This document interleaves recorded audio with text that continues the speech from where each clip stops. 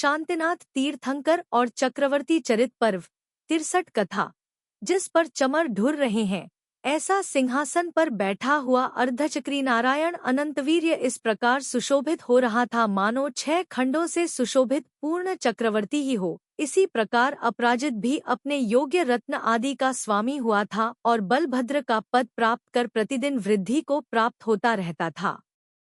जिनका स्नेह दूसरे भवों से संबद्ध होने के कारण निरंतर बढ़ता रहता है और जो स्वच्छंद रीति से अखंड श्रेष्ठ सुख का अनुभव करते हैं, ऐसे उन दोनों भाइयों का काल क्रम से व्यतीत हो रहा था कि बलभद्र की विजया रानी से सुमति नाम की पुत्री उत्पन्न हुई। वह शुक्ल पक्ष के चंद्रमा की रेखाओं से उत्पन्न चांदनी के समान सबको प्रसन्न करती थी।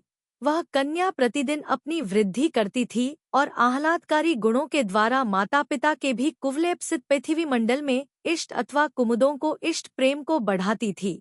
किसी एक दिन राजा अपराजित ने दम्बर नामक चारण रिद्धिधारी मुनि को आहार दान देकर पंचाश्चर्य प्राप्त किए। उसी समय उन्होंने अपनी पुत्री को देखा और विचार किया कि अब यह न केवल रूप से ही विभूषित है किंतु यौवन से भी विभूषित हो गई है। इस समय यह कन्या कालदेवता का आश्रय पाकर वर की प्रार्थना कर रही है, अर्थात विवाह के योग्य हो गई है। ऐसा विचार कर उन दोनों भाइयों ने स्वयंवर की घोषणा सबको सुनवाई और स्वयंशाला बनवाकर उसमें अच्छे अच्छे मनुष्यों का प्रवेशा कराया। पुत्री को रथ पर बैठाकर स्वयंवरशाला में भेजा और आप दोनों भाई भी वहीं बैठ गए। कुछ समय बाद एक देवी विमान में बैठकर आकाश मार्ग से आई और सुमति कन्या से कहने लगी, क्यों याद है हम दोनों कन्याएं स्वर्ग में रहा करती थी। उस समय हम दोनों के बीच यह प्रतिज्ञा हुई थी कि जो पृथ्वी पर पहले अवतार लेगी उसे दूसरी कन्या समझावेगी। मैं दोनों के भवों का संबंध कहती हूँ, सो तुम चित्त स्थिर कर सुनो। पुष्कर द्वीप संबंधी भरतक क्षेत्र के नंदनपुर नामक नगर में वय और पराक्रम से सुशोभित एक अमितविक्रम नाम का राजा राज्य करता था। उसकी आनंदमती नाम की रानी से हम दोनों धनश्री तथा अनंतश्री नाम की 2 पुत्रियां उत्पन्न हुई थी। किसी एक दिन हम दोनों ने सिद्धकूट में विराजमान नंदन नाम के मुनिराज से धर्म का स्वरूप सुना, व्रत ग्रहण किए तथा सम्यक ज्ञान के साथ साथ अनेक उपवास किए। किसी दिन त्रिपुरनगर का स्वामी वज्रांगद विद्याधर अपनी वज्रमालिनी स्त्री के साथ मनोहर नामक वन में जा रहा था कि वह हम दोनों को देखकर आसक्त हो गया। इधर वह हम दोनों को पकड़कर शीघ्र ही जाना चाहता था कि उधर से उसका अभिप्राय जानने वाली वज्रमालिनी आ धमकी। उसे दूर से ही आती देख वज्रांगद डर गया अत वह हम दोनों को वंशवन में छोड़कर अपने नगर की ओर चला गया। हम दोनों ने उसी वन में संन्यास स्मरण किया, जिससे शुद्ध बुद्धि को धारण करने वाली मैं तो व्रत और उपवास के पुण्य से सौधर्मेंद्र की नवमिका नाम की देवी हुई और तू कुबेर की रति नाम की देवी हुई। एक बार हम दोनों परस्पर मिलकर नंदीश्वर द्वीप में महायज्ञ देखने के लिए गई थी। वहां से लौटकर मेरुपर्वत के निकटवर्ती जंतुरहित वन में विराजमान घृतिशेन नामक चारण मुनिराज के पास पहुंची थी और उनसे हम दोनों ने यह प्रश्न किया था कि हे भगवन, हम दोनों की मुक्ति कब होगी। हम लोगों का प्रश्न सुनने के बाद मुनिराज ने उत्तर दिया था कि इस जन्म में तुम दोनों की अवश्य ही मुक्ति होगी। हे बुद्धिमती सुमते, मैं इस कारण ही तुम्हें समझाने के लिए स्वर्गलोक से यहाँ आई हूँ। इस प्रकार उस देवी ने कहा। उसे सुनकर सुमति अपना नाम सार्थक करती हुई पिता से छुट्टी पाकर सुव्रता नाम की आर्यिका के पास 700 कन्याओं के साथ दीक्षित होकर उसने बड़ा कठिन तप किया और आयु के अंत में मरकर आनत नामक 13वें स्वर्ग के अनुदिश विमान में देव हुई। इधर अनंतवीर्य नारायण अनेक प्रकार के सुखों के साथ 3 खंड का राज्य करता रहा और अंत में पापोद्य से रत्नप्रभा नाम की पहली पृथ्वी में गया। उसके शोक से बलभद्र अपराजित पहले तो बहुत दुखी हुए, फिर जब अनंत से नामक पुत्र के लिए राज्य देकर यशोधर मुनिराज से संयम धारण कर लिया, वे तीसरा अवधिज्ञान प्राप्त कर अत्यंत शांत हो गए और 30 दिन का संन्यास लेकर अच्युत स्वर्ग के इंद्र हुए। अपराजित और अनंतवीय का जीव मरकर धरणेंद्र हुआ था। उसने नरक में जाकर अनंतवीर्य को समझाया, जिससे प्रतिबुद्ध होकर उसने सम्यक दर्शन रूपी रत्न प्राप्त कर लिया। संख्यात वर्ष की आयु पूरी कर पाप का उदय कम होने के कारण वह वहां से च्युत हुआ और जम्बूद्वीप संबंधी भरतक क्षेत्र के विद्यार्थ पर्वत की उत्तर श्रेणी में प्रसिद्ध गगनवल्लभ नगर के राजा मेघवाहन विद्याधर की मेघमालिनी नाम की रानी से मेघनाद नाम का विद्याधर पुत्र हुआ। वह दोनों श्रेणियों का आधिपत्य पाकर चिरकाल तक भोगों को भोगता रहा। किसी समय यह मेघनाद मेरु पर्वत के नंदन वन में प्रज्ञप्ति नाम की विद्या सिद्ध कर रहा था। वहां अपराजित के जीव अच्युतेंद्र ने उसे समझाया, जिससे उसे आत्मज्ञान हो गया। उसने सुरामरगुरु नामक मुनिराज के पास जाकर दीक्षा धारण कर ली तथा उत्तम गुप्तियों और समितियों को लेकर चिरकाल तक उनका आचरण करता रहा। किसी एक दिन यही मुनिराज नंदन नामक पर्वत पर प्रतिभा योग धारण कर विराजमान थे। अश्वग्रीव का छोटा भाई सुकंठ संसार रूपी समुद्र में चिरकाल तक भ्रमण कर असुर अवस्था को प्राप्त हुआ था। वह वहां से निकला और इन श्रेष्ठ मुनिराज को देखकर क्रोध के वश अनेक प्रकार के उपसर्ग करता रहा, परंतु वह दुष्ट उन दृढ़ प्रतिज्ञ मुनिराज को ग्रहण किए हुए व्रत से रंच मात्र भी विचलित करने में जब समर्थ नहीं हो सका, तब लज्जारूपी पर्दा के द्वारा ही मानो अंतर्धान को प्राप्त हो गया, छिप गया। वे मुनिराज संन्यास स्मरण कर आयु के अंत में अच्युत स्वर्ग के प्रतीन्द्र हुए और इंद्र के साथ उत्तम प्रीति रखकर प्रविचार सुख का अनुभव करने लगे। अपराजित का जीव जो इंद्र हुआ था वह पहले च्युत हुआ और इसी जम्बूद्वीप संबंधी पूर्व विदया क्षेत्र के रत्न संचय नामक नगर में राजा क्षेमंकर की कनकचित्रा नाम की रानी से मेघ की बिजली से प्रकाश के समान पुण्यात्मा श्रीमान तथा बुद्धिमान वज्रायुध नाम का पुत्र हुआ। जब यह उत्पन्न हुआ था तब आधान प्रीति सुप्रीति धृतिमोह प्रियोद्भव आदि क्रियाएं की गई थी। उसके जन्म से उसकी माता के ही समान सबकी बहुत भारी संतोष हुआ था। सो ठीक ही है, क्योंकि सूर्य का प्रकाश क्या केवल पूर्व दिशा में ही होता है। भावार्थ, जिस प्रकार सूर्य पूर्व दिशा से उत्पन्न होता है परंतु उसका प्रकाश सब दिशाओं में फैल जाता है, उसी प्रकार पुत्र की उत्पत्ति यद्यपि रानी कनकचित्रा के ही हुई थी परंतु उससे हर्ष सभी को हुआ था। रूप आदि संपदा के साथ उसका शरीर बढ़ने लगा और जिस प्रकार स्वाभाविक आभूषणों से देव सुशोभित होता है उसी प्रकार स्वाभाविक गुणों से वह सुशोभित होने लगा।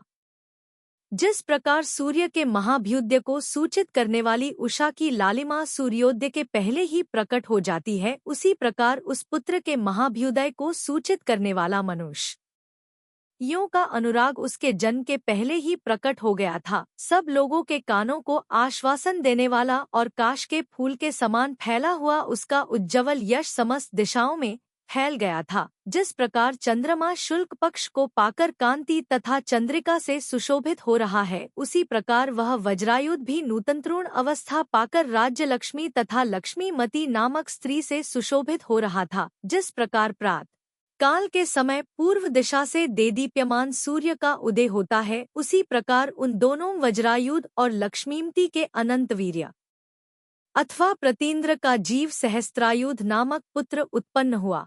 सहस्त्रायुध के श्रीषणा स्त्री से कनकशांत नाम का पुत्र हुआ। इस प्रकार राजा क्षेमंकर पुत्र पौत्र आदि परिवार से परिवृत होकर राज्य करते थे। किसी एक दिन वे सिंहासन पर विराजमान थे, उन पर चमर ढोले जा रहे थे। ठीक उसी समय देवों की सभा में ऐशान स्वर्ग के इंद्र ने वज्रायुध की इस प्रकार स्तुति की। इस समय वज्रायुध महासम्यक दर्शन की अधिकता से अत्यंत पुण्यवान है। विचित्रचूल नाम का देव इस स्तुति को नहीं सह सका, अतः परीक्षा करने के लिए वज्रायुध की ओर चला। सो ठीक ही है, क्योंकि दुष्ट मनुष्य दूसरे की स्तुति को सहन नहीं कर सकता। उसने रूप बदल कर राजा के यथायोग्य दर्शन किए और शास्त्रार्थ करने की खुजली से सौत्रांतिक मत का आश्रय ले इस प्रकार कहा, हे राजन, आप जीव आदि पदार्थों के विचार करने में विद्वान हैं, इसलिए कहिए कि पर्याय पर्यायी से भिन्न है कि अभिन्न। यदि पर्यायी से भिन्न है तो शून्यता की प्राप्ति होती है, क्योंकि दोनों का अलग अलग कोई आधार नहीं है और यह पर्यायी है, यह इसका पर्याय है। इस प्रकार का व्यवहार भी नहीं बन सकता, अतः यह पक्ष संगत नहीं बैठता। यदि पर्यायी और पर्याय को एक माना जावे तो यह मानना भी युक्तिसंगत नहीं है क्योंकि परस्पर एकपना और अनेकपना दोनों के मिलने से संकर दोष आता है।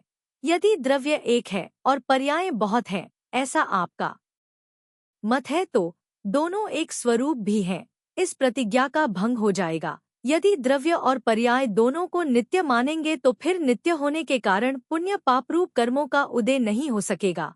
कर्मों के उदय के बिना बंध के कारण राग द्वेष आदि परिणाम नहीं हो सकेंगे। उनके अभाव में कर्मों का बंध नहीं हो सकेगा, और जब बंध नहीं होगा तब मोक्ष के अभाव को कौन रोक सकेगा। यदि कुछ उपाय न देख पर्यायी को क्षणिक मानना स्वीकृत करते हैं, तो आपके गृहीत पक्ष का त्याग और हमारे पक्ष की सिद्धि हो जावेगी। इसलिए हे भद्र, आपका मत नीच बौद्धों के द्वारा कल्पित है तथा कल्पना मात्र है, इसमें आप व्यर्थ ही परिश्रम न करें। इस प्रकार उसका कहा सुनकर विद्वान वज्रायुध कहने लगा कि हे सौगत, चित्त को ऊंचा रखकर तथा माध्यस्थ्य भाव को प्राप्त होकर सुन। अपने द्वारा किया हुआ कर्म और उसके फल को भोगना आदि व्यवहार से विरोध रखने वाले क्षणिक एकांतरूपी मिथ्यामत को लेकर तूने जो दोष बतलाया है, वह जिनेंद्र भगवान के मुखरूपी चंद्रमा से निकले हुए स्याद्वाद रूपी अमृत का पान करने वाले जैनियों को कुछ भी बाधा नहीं पहुंचा सकता। क्योंकि धर्म और धर्मी में गुण और गुणी में संज्ञानाम तथा बुद्धि आदि चिन्हों का भेद होने से भिन्नता है, और गुण गुणी कभी अलग नहीं हो सकते। इस एकत्व नय का अवलंबन लेने से दोनों में अभिन्नता है, एकता है।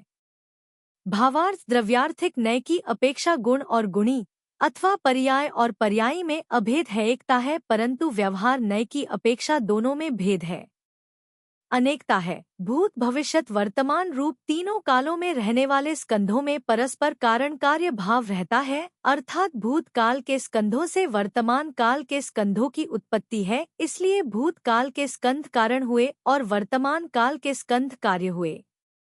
इसी प्रकार वर्तमान काल के स्कंधों से भविष्यत काल संबंधी स्कंधों की उत्पत्ति होती है, अतः वर्तमान काल संबंधी स्कंध कारण हुए और भविष्यत काल संबंधी स्कंध कार्य हुए। इस प्रकार कार्य कारण भाव होने से इनमें एक अखंड संतान मानी जाती है। स्कंधों में यद्यपि क्षणिकता है, तो भी संतान की अपेक्षा किए हुए कर्म का सद्भाव रहता है। जब उसका सद्भाव रहता है, तब उसके फल का उपभोग भी हमारे मत में सिद्ध हो जाता है। ऐसा यदि आपका मत है, तो इस परिहार से आपको अपने पक्ष की रक्षा करना एरंड के वृक्ष से मत्हाथी के बांधने के समान है। भावार्थ, जिस प्रकार एरंड के वृक्ष से मत्हाथी नहीं बांधा जा सकता, उसी प्रकार इस परिहार से आपके पक्ष की रक्षा नहीं हो सकती। हम पूछते हैं कि जो संतान स्कंधों से उत्पन्न हुई है, वह संतान संतानी से भिन्न है या अभिन्न? यदि भिन्न है तो हम उसे संतानी से पृथक क्यों नहीं देखते हैं? चूंकि वह हमें पृथक नहीं दिखाई देती है, इसलिए संतानी से भिन्न नहीं है। यदि आप अपनी कल्पित संतान को संतानी से अभिन्न मानने हैं, तो फिर उसकी शून्यता को बुद्ध भी नहीं रोक सकते, क्योंकि संतानी क्षणिक है, अतः उससे अभिन्न रहने वाली संतान भी क्षणिक ही, और जिससे क्षणिकवाद समाप्त हो जाएगा। इस प्रकार आपका यह संतानवाद संसार के दो खोण की संतति मालूम होती है। इस प्रकार उस देव ने जब विचार किया कि हमारे वचन वज्रायुध के वचन रूपी वज्र से खंड खंड हो गए हैं, तब उसका समस्त मान दूर हो गया। उसी समय कालादि लब्धियों की अनुकूलता से उसे सम्यक दर्शन प्राप्त हो गया। उसने राजा की पूजा की, अपने आने का वृत्तांत कहा और फिर वह स्वर्ग चला गया। अथानंतर क्षेमंकर महाराज योग और क्षेम का समन्वय करते हुए चिरकाल तक पृथ्वी का पालन करते रहे। तदंतर किसी दिन उन्होंने मतिज्ञानावरण के क्षयोपशम से युक्त होकर आत्मज्ञान प्राप्त कर लिया। वज्रायुध कुमार का राज्याभिषेक किया, लौकांतिक देवों के द्वारा स्तुति प्राप्त की और घर से निकलकर दीक्षा धारण कर ली। उन्होंने निरंतर शास्त्र का अभ्यास करते हुए चिरकाल तक अनेक प्रकार का तपश्चरण किया। वे तपश्चरण करते समय किसी प्रकार का आवरण नहीं रखते थे, किसी स्थान पर नियमित निवास नहीं करते थे, कभी प्रमाद नहीं करते थे, कभी शास्त्र विहित क्रम का उल्लंघन नहीं करते थे, कोई परिग्रह पास नहीं रखते थे, लंबे लंबे उपवास रखकर आहार का त्याग कर देते थे, किसी प्रकार का आभूषण नहीं पहनते थे, कभी कषाय नहीं करते थे, कोई प्रकार का आरंभ नहीं रखते थे, कोई पाप नहीं करते थे और गृहीत प्रतिज्ञाओं को कभी खंडित नहीं करते थे। उन्होंने निर्वाण प्राप्त करने के लिए अपना चित्त ममता रहित, अहंकार रहित, षट्ता रहित, जितेंद्रिय, क्रोध रहित, चंचलता रहित और निर्मल बना लिया था। क्रमक्रम से उन्होंने केवल ज्ञान भी प्राप्त कर लिया। इंद्र आदि देवता उनके ज्ञान कल्याण के उत्सव में आए और दिव्य ध्वनि के द्वारा उन्होंने अपनी 12 सभाओं को संतुष्ट कर दिया। इधर राजा वज्रायुध उत्तम पुण्य से फली हुई पृथ्वी का पालन करने लगे। धीरे धीरे काम के उन्माद को बढ़ाने वाला चैत का महीना आया। कोयलों का मनोहर आलाप और भ्रमरों का मधुर शब्द कामदेव के मंत्र के समान विरहिणी स्त्रियों के प्राण हरण करने लगा। समस्त प्रकार के फूल उत्पन्न करने वाले उस चैत्र के महीने में फूलों से लदे हुए वन ऐसे जान पड़ते थे मानो त्रिजगद्विजय कामदेव के लिए अपना सर्वस्व ही दे रहे हों। उस समय उसने सुदर्शना रानी के मुख से तथा धारिणी आदि अपनी स्त्रियों की उत्सुकता से यह जान लिया कि इस समय इनकी अपने देवरमन नामक वन में क्रीड़ा करने की इच्छा है। इसलिए वह उस वन में जाकर सुदर्शन नामक सरोवर में अपनी रानियों के साथ जलक्रीड़ा करने लगा। उसी समय किसी दुष्ट विद्याधर ने आकर उस सरोवर को शीघ्र ही एक शिला से ढक दिया और राजा को नागपाश से बांध लिया। राजा वज्रायुध ने भी अपने हाथ की हथेली से उस शिला पर ऐसा आघात किया कि उसके 100 टुकड़े हो गए। दुष्ट विद्याधर उसी समय भाग गया। यह विद्याधर और कोई नहीं, हापूर्वभव का शत्रु विद्युद्दंष्ट्र था। वज्रायुध अपनी रानियों के साथ अपने नगर में वापस आ गया। इस प्रकार पुण्योदय से राजा का काल सुख से बीत रहा था। कुछ समय बाद 9 निधियां और 14 रत्न प्रकट हुए। वह चक्रवर्ती की विभूति पाकर एक दिन सिंहासन पर बैठा हुआ था कि उस समय भयभीत हुआ एक विद्याधर उसकी शरण में आया। उसके पीछे ही एक विद्याधरी हाथ में तलवार लिए क्रोधाग्नि की शिखा के समान सभाभूमि को प्रकाशित करती हुई आई। उस विद्याधरी के पीछे ही हाथ में गदा लिए एक वृद्ध विद्याधर आकर कहने लगा कि हे महाराज, यह विद्याधर दुष्ट नीच है। आप दुष्ट मनुष्यों के निग्रह करने और सत्पुरुषों के पालन करने में निरंतर जागृत रहते हैं, इसलिए आपको इस अन्याय करने वाले का निग्रह अवश्य करना चाहिए। इसने कौन सा अन्याय किया है? यदि आपको यह जानने की इच्छा है तो हे देव, मैं कहता हूँ, आप चित्त को अच्छी तरह स्थिर कर सुने। जम्बूद्वीप के सुकच्छ देश में जो विजयार्थ पर्वत है, उसकी उत्तर श्रेणी में एक शुक्रप्रभ नाम का नगर है। वहां विद्याधरों के राजा इंद्रदत्त राज्य करते थे। उनकी रानी का नाम यशोधरा था। मैं उन दोनों का पुत्र हूँ। वायुवेग मेरा नाम है और सब विद्याधर मुझे मानते हैं। उसी देश में किन्नरगीत नाम का एक नगर है। उसके राजा का नाम चित्रचूल है। चित्रचूल की पुत्री सुकांता मेरी स्त्री है। मेरे तथा सुकांता के यह शांतिमती नाम की सती पुत्री उत्पन्न हुई है। यह विद्या सिद्ध करने के लिए मुनिसागर नामक पर्वत पर गई थी। उसी समय यह पापी इसकी विद्या सिद्ध करने में विघ्न करने के लिए उपस्थित हुआ था, परंतु पुण्यकर्म के उदय से इसकी विद्या सिद्ध हो गई। उसी समय वहां आया था, परंतु वहां अपनी पुत्री को न देख शीघ्र ही उसी मार्ग से इनके पीछे आया हूँ। इस प्रकार उस वृद्ध विद्याधर ने कहा। यह सब सुनकर अवधिज्ञान रूपी नेत्र को धारण करने वाले राजा वज्रायुध कहने लगे कि इसकी विद्या में विघ्न होने का जो बड़ा भारी कारण है उसे मैं जानता हूँ। ऐसा कहकर वे स्पष्ट रूप से उसकी कथा कहने लगे। उन्होंने कहा कि इसी जम्बूद्वीप के ऐरावत क्षेत्र में एक गांधार नाम का देश है। उसके विंध्यपुर नगर में गुणों से सुशोभित राजा विंध्यसेन राज्य करता था। उसकी सुलक्षणा रानी से नलिनकेतु नाम का पुत्र हुआ था। उसी नगर में एक धनमित्र नाम का वणिक रहता था। उसकी श्रीदत्ता स्त्री से सुदत्त नाम का पुत्र हुआ था। सुदत्त की स्त्री का नाम प्रीतिंकरा था। एक दिन प्रीतिंकरा किसी वन में विहार कर रही थी। उसी समय राजपुत्र नलिनकेतु ने उसे देखा और देखते ही कामाग्नि से ऐसा संतप्त हुआ कि उसकी दाह सहन करने में असमर्थ हो गया। उस दुर्बुद्धि ने न्याय वृत्ति का उल्लंघन कर बलपूर्वक प्रीतिंकरा का हरण कर लिया। सुदत्त इस घटना से बहुत ही विरक्त हुआ। उसने सुव्रत नामक जिनेंद्र के समीप दीक्षा ले ली और चिरकाल तक घोर तपश्चरण कर आयु के अंत में संन्यास स्मरण किया, जिससे ऐशान स्वर्ग में एक सागर की आयु वाला देव हुआ। वह पुण्यात्मा चिरकाल तक भोग भोग कर वहां से च्युत हुआ और इसी जम्बूद्वीप संबंधी सुकच्छ देश के विजयार्ध पर्वत की उत्तर श्रेणी पर कांचनतिलक नामक नगर में राजा महेंद्र विक्रम और नीलवेगा नाम की रानी के अजितसेन नाम का प्यारा पुत्र हुआ। यह विद्या और पराक्रम से दुर्जय है। इधर नलिनकेतु को उल्कापात देखने से आत्मज्ञान हो गया। उसने विरक्त होकर अपने पिछले दुष्चरित्र की निंदा की, सीमंकर मुनि के पास जाकर दीक्षा ली, बुद्धि को निर्मल बनाया, क्रम क्रम से केवल ज्ञान उत्पन्न किया और अंत में अष्टम भूमिमोक्ष स्थान प्राप्त कर लिया। प्रीतिंकरा भी विरक्त होकर सुव्रता आर्थिका के पास गई और घर तथा परिग्रह का त्याग कर चांद्रायण नामक श्रेष्ठ तप करने लगी। अंत में संन्यास स्मरण कर ऐशान स्वर्ग में देवी हुई।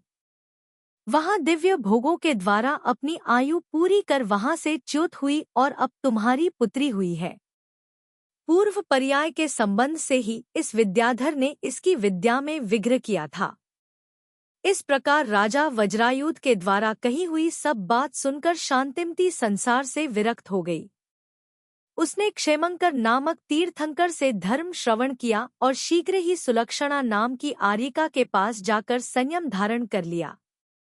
अंत में संन्यास स्मरण कर वह ऐशान स्वर्ग में देव हुई।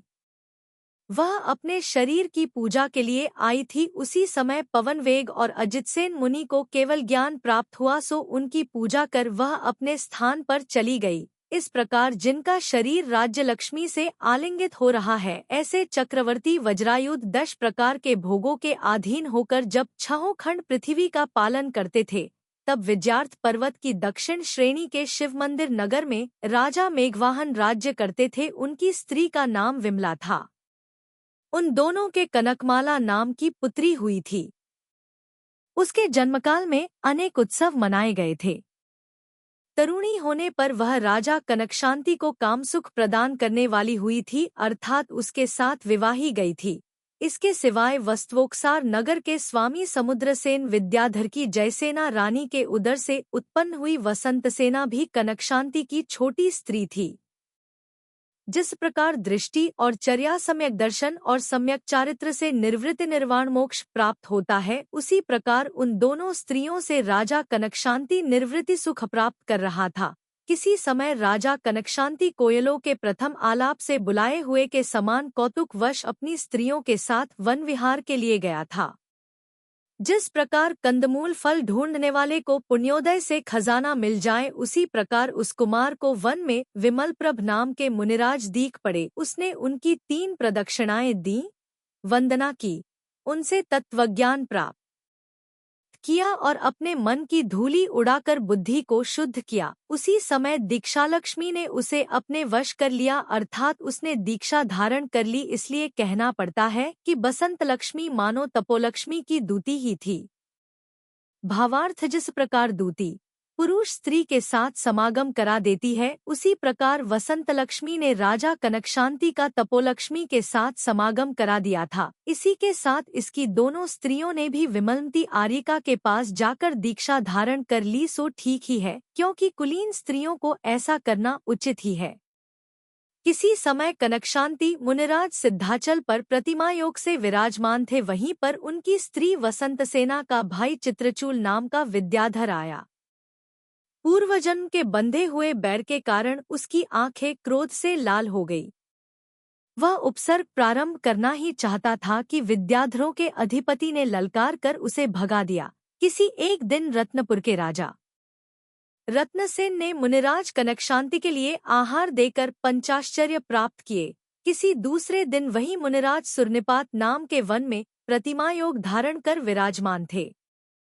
वह चित्रचूल नाम का विद्याधर फिर से उपसर्ग करने के लिए तत्पर हुआ, परंतु उन मुनिराज ने उस पर रंगमात्र भी क्रोध नहीं किया, बल्कि घातिया कर्मों का नाश कर केवल ज्ञान प्राप्त कर लिया। सो ठीक ही है, क्योंकि बुद्धिमानों को किसी पर क्रोध करना उचित नहीं है। केवल ज्ञान का उत्सव मनाने के लिए देवों का आगमन हुआ।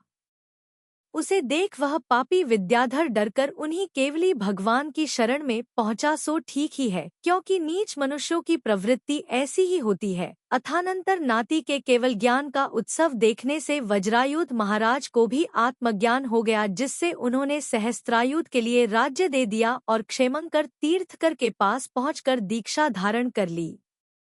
दीक्षा लेने के बाद ही उन्होंने सिद्धिगिरी नामक पर्वत पर 1 वर्ष के लिए प्रतिमायोग धारण कर लिया। उनके चरणों का आश्रय पाकर बहुत से बमीठे तैयार हो गए। सो ठीक ही है, क्योंकि महापुरुष चरणों में लगे शत्रुओं को भी बढ़ाते हैं। उनके शरीर के चारों ओर सघन रूप से जमी हुई लताएं भी मानो उनके परिणामों की कोमलता प्राप्त करने के लिए ही उन मुनिराज के पास तक जा पहुंची थी। अश्वग्रीव के रत्नकंठ और रत्नायुध नाम के जो 2 पुत्र थे, वे चिरकाल तक संसार में भ्रमण कर अतिबल और महाबल नाम के असुर हुए।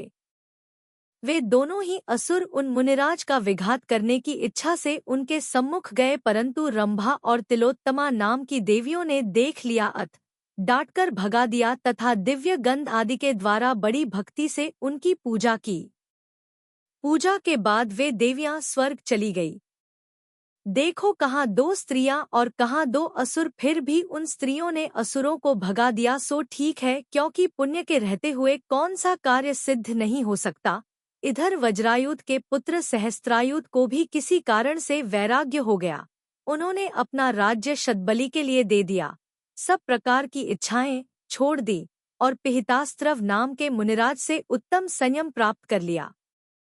जब 1 वर्ष का योग समाप्त हुआ, तब वे अपने पिता वज्रायुध मुनिराज के समीप जा पहुँचे। पिता पुत्र दोनों ने चिरकाल तक 2 सह तपस्या की। अंत में वे वैभार पर्वत के अग्रभाग पर पहुँचे। वहां उन्होंने शरीर में भी अपना आग्रह छोड़ दिया, अर्थात शरीर से स्नेहरहित होकर संन्यास स्मरण किया और ऊर्ध्वग्रैव्य के नीचे के सौमंस नामक विमान में बड़ी रिद्धि के धारक हेमिंद्र हुए। वहां 29 सागर की उनकी आयु थी। इसी जम्बूद्वीप के पूर्व विदेह क्षेत्र में पुष्कलावती नाम का देश है। उसकी पुंडरीकिनी नाम की नगरी में राजा घनरथ राज्य करते थे। उनकी मनोहरा नाम की सुंदर रानी थी। वज्रायुध का जीव ग्रैव्यक से च्युत होकर उन्हीं दोनों के मेघरथ नाम का पुत्र हुआ। उसके जन्म के पहले गर्भाधान आदि क्रियाएं हुई थी। उन्हीं राजा घनरथ की दूसरी रानी मनोरमा थी। दूसरा अहमिंद्र, सहस्त्रायुध का जीव, उसी के गर्भ से दृढ़रथ नाम का पुत्र हुआ। ये दोनों ही पुत्र चंद्र और सूर्य के समान जान पड़ते थे। उन दोनों में पराक्रम, बुद्धि, विनय, प्रभाव, क्षमा, सत्य, त्याग आदि अनेक स्थायी गुण प्रकट हुए थे। दोनों ही पुत्र पूर्ण युवा हो गए और ऐश्वर्य प्राप्त गजराज के समान सुशोभित होने लगे।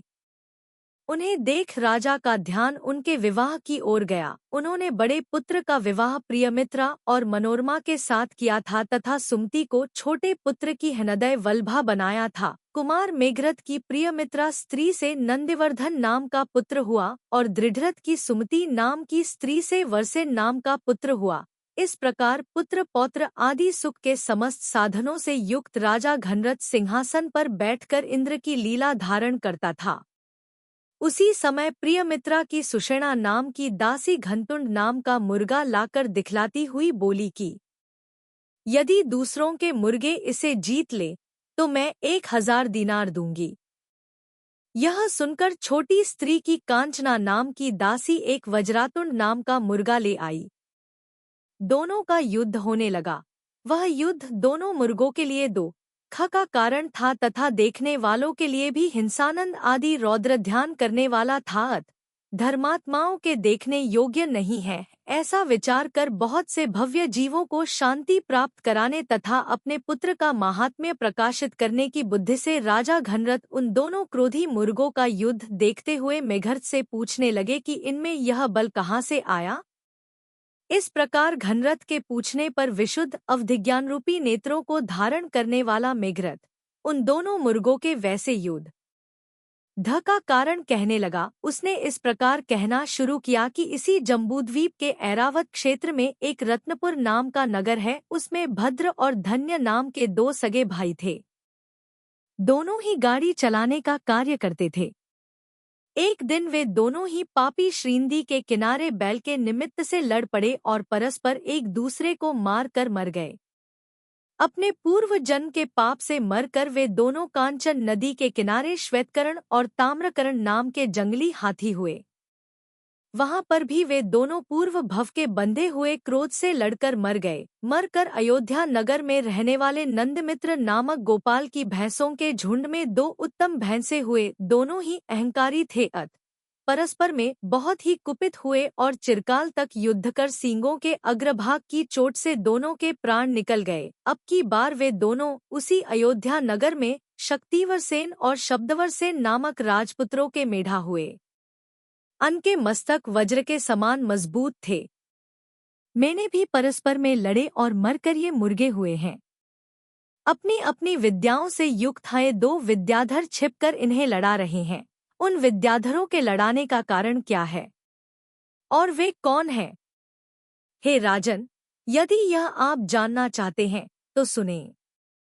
इसी जम्बूद्वीप संबंधी भरतक क्षेत्र के विजयार्ध पर्वत की उत्तर श्रेणी पर एक कनकपुर नाम का नगर है। उसमें गरुड़वेग नाम का राजा राज्य करता था। धृतिषणा उसकी स्त्री का नाम था।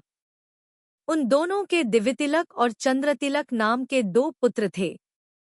एक दिन ये दोनों ही पुत्र सिद्धकूट पर विराजमान चारण युगल के पास पहुँचे और स्तुति कर बड़ी विनय के साथ अपने पूर्वव के संबंध पूछने लगे। उनमें जो बड़े मुनि थे वे इस प्रकार विस्तार से कहने लगे।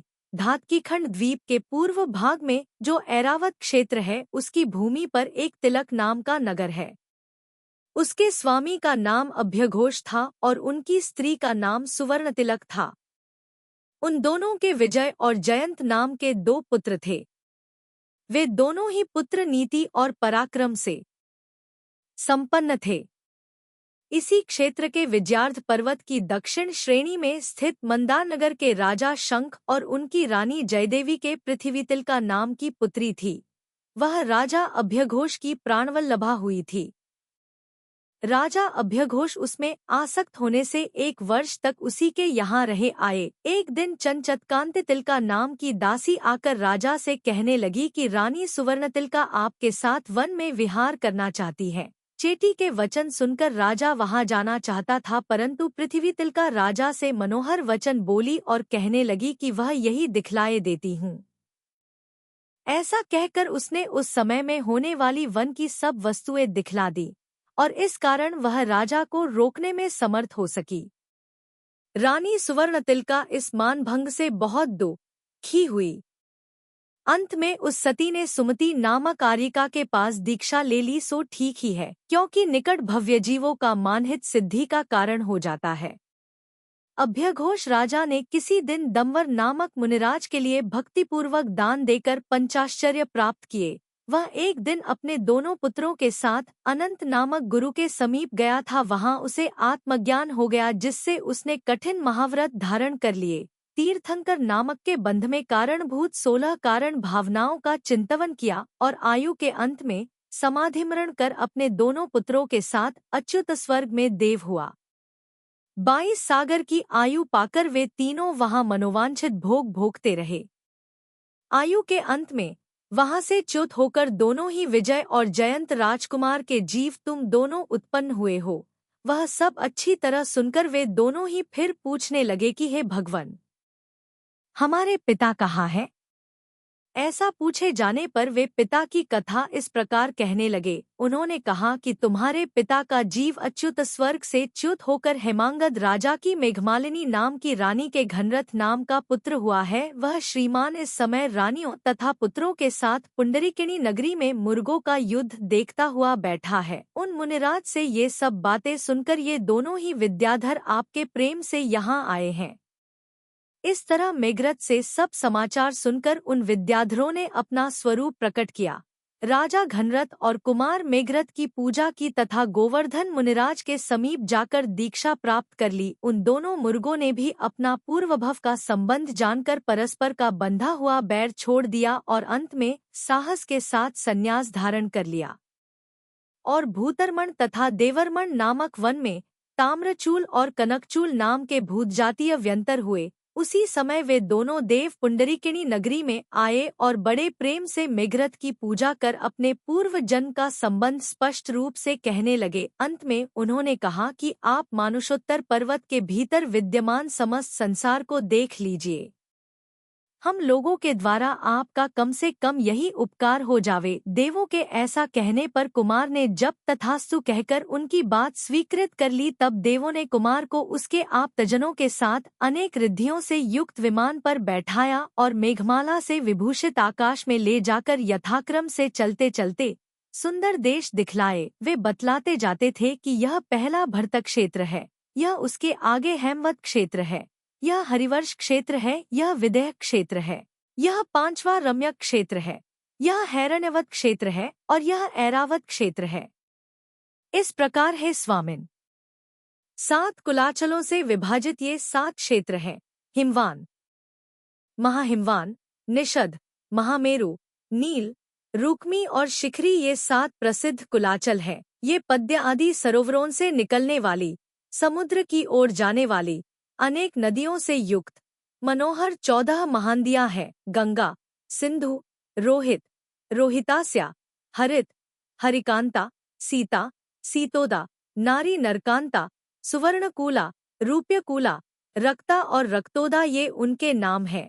देखो, कमलों से सुशोभित ये 16 नद सरोवर हैं।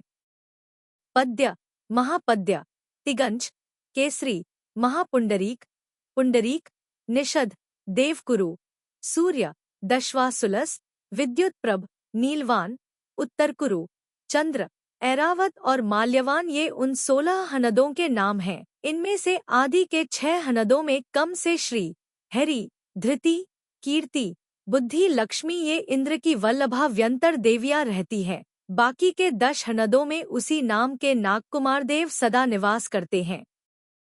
हे महाभाग, इधर देखो, ये देखने योग्य वक्षार पर्वत है। चित्रकूट, पद्मकूट, नलिनकूट, एकशैल, त्रिकूट, वैश्रवणकूट, अंजनात्म, अंजन, श्रद्धावान, विद्यावती, आशीविश, सुखावह, चंद्रमाल, सूर्यमाल, नागमाल और देवमाल ये 16 इनके नाम हैं। इनके सिवाय गंधमादन, माल्यवान, विद्युतप्रभ और सौमनस्य ये 4 गजदंत हैं। ये सब पर्वत उत्पत्ति तथा विनाश से दूर रहते हैं, अनादिनिधन हैं। इधर स्वच्छ जल से भरी हुई ये विभंग नदियां हैं। हनदा, हनदवती, पंकवती, तप्तजला, मत्तजला, उन्मत्तजला, क्षीरोदा, शीतोदा, स्त्रोतोंतरवाहिनी, गंधमालिनी, फेनमालिनी और ऊर्मिमालिनी ये 12 इनके नाम हैं। हे कुमार, स्पष्ट देखिए, कच्छा, सुकच्छा, महाकच्छा, कच्छकावती, आवर्ता, लांगला, पुष्कलावती, वत्सा, सुवत्सा, महावत्सा, वत्सकावती, रम्या, रम्यका, रमणीया, मंडलावती, पद्मा, सुपद्मा, महापद्मा, पद्मावती, शंखा, नलिना, कुमुदा, सरिता, वप्रा, सुवप्रा, महावप्रा, वप्रकावती, गंधा, सुगंधा, गंधावत, सुगंधा और गंधमालिनी ये 32 विदेह क्षेत्र के देश हैं। तथा क्षेमा, क्षेमपुरी, अरिष्टा, अरिष्टपुरी, खंग, मंजूषा, औषधि, पुंडरीकिनी, सुसीमा, कुंडला, अपराजिता, प्रभंकरा, अंकवती, पद्मावती, शुभ, रत्न संचया, अश्वपुरी, सिंहपुरी, महापुरी, विजयपुरी, अर्जा, विरजा, अशोका, वीतशोका, विजया, वैजयंत, जयंती, अपराजिता, चक्रपुरी, खंगपुरी, अयोध्या और अवध्या ये 32 नगरियां उन देशों की राजधानियां हैं। ये वक्षार पर्वत, विभंग नदी और देश आदि सब सीता नदी के उत्तर की ओर मेरु पर्वत के समीप से प्रदक्षिणा रूप से वर्णन किए हैं।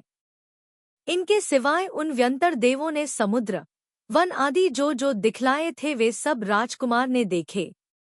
इच्छानुसार मानुषोत्तर पर्वत देखा और उसके बीच में रहने वाले समस्त प्रिय स्थान देखे। अपना तेज प्रकट करने वाले राजकुमार ने बड़ी प्रीति से अकृत्रिम जिन मंदिरों की पूजा की, अर्थपूर्ण स्तुतियों से स्तुति की और तदंतर बड़े उत्सवों से युक्त अपने नगर में वापस आ गए। वहां आकर उन व्यंतर देवों ने दिव्य आभरण देकर तथा शांतिपूर्ण शब्द कहकर राजा की पूजा की और उसके बाद वे निवास स्थान पर चले गए।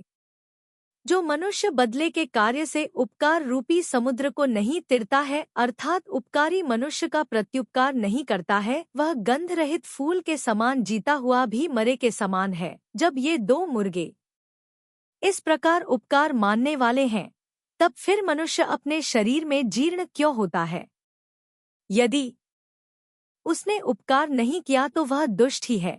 किसी एक दिन काललब्धि से प्रेरित हुए बुद्धिमान राजा घनरथ अपने मन में शरीरादि का इस प्रकार विचार करने लगे, इस जीव को धिक्कार है।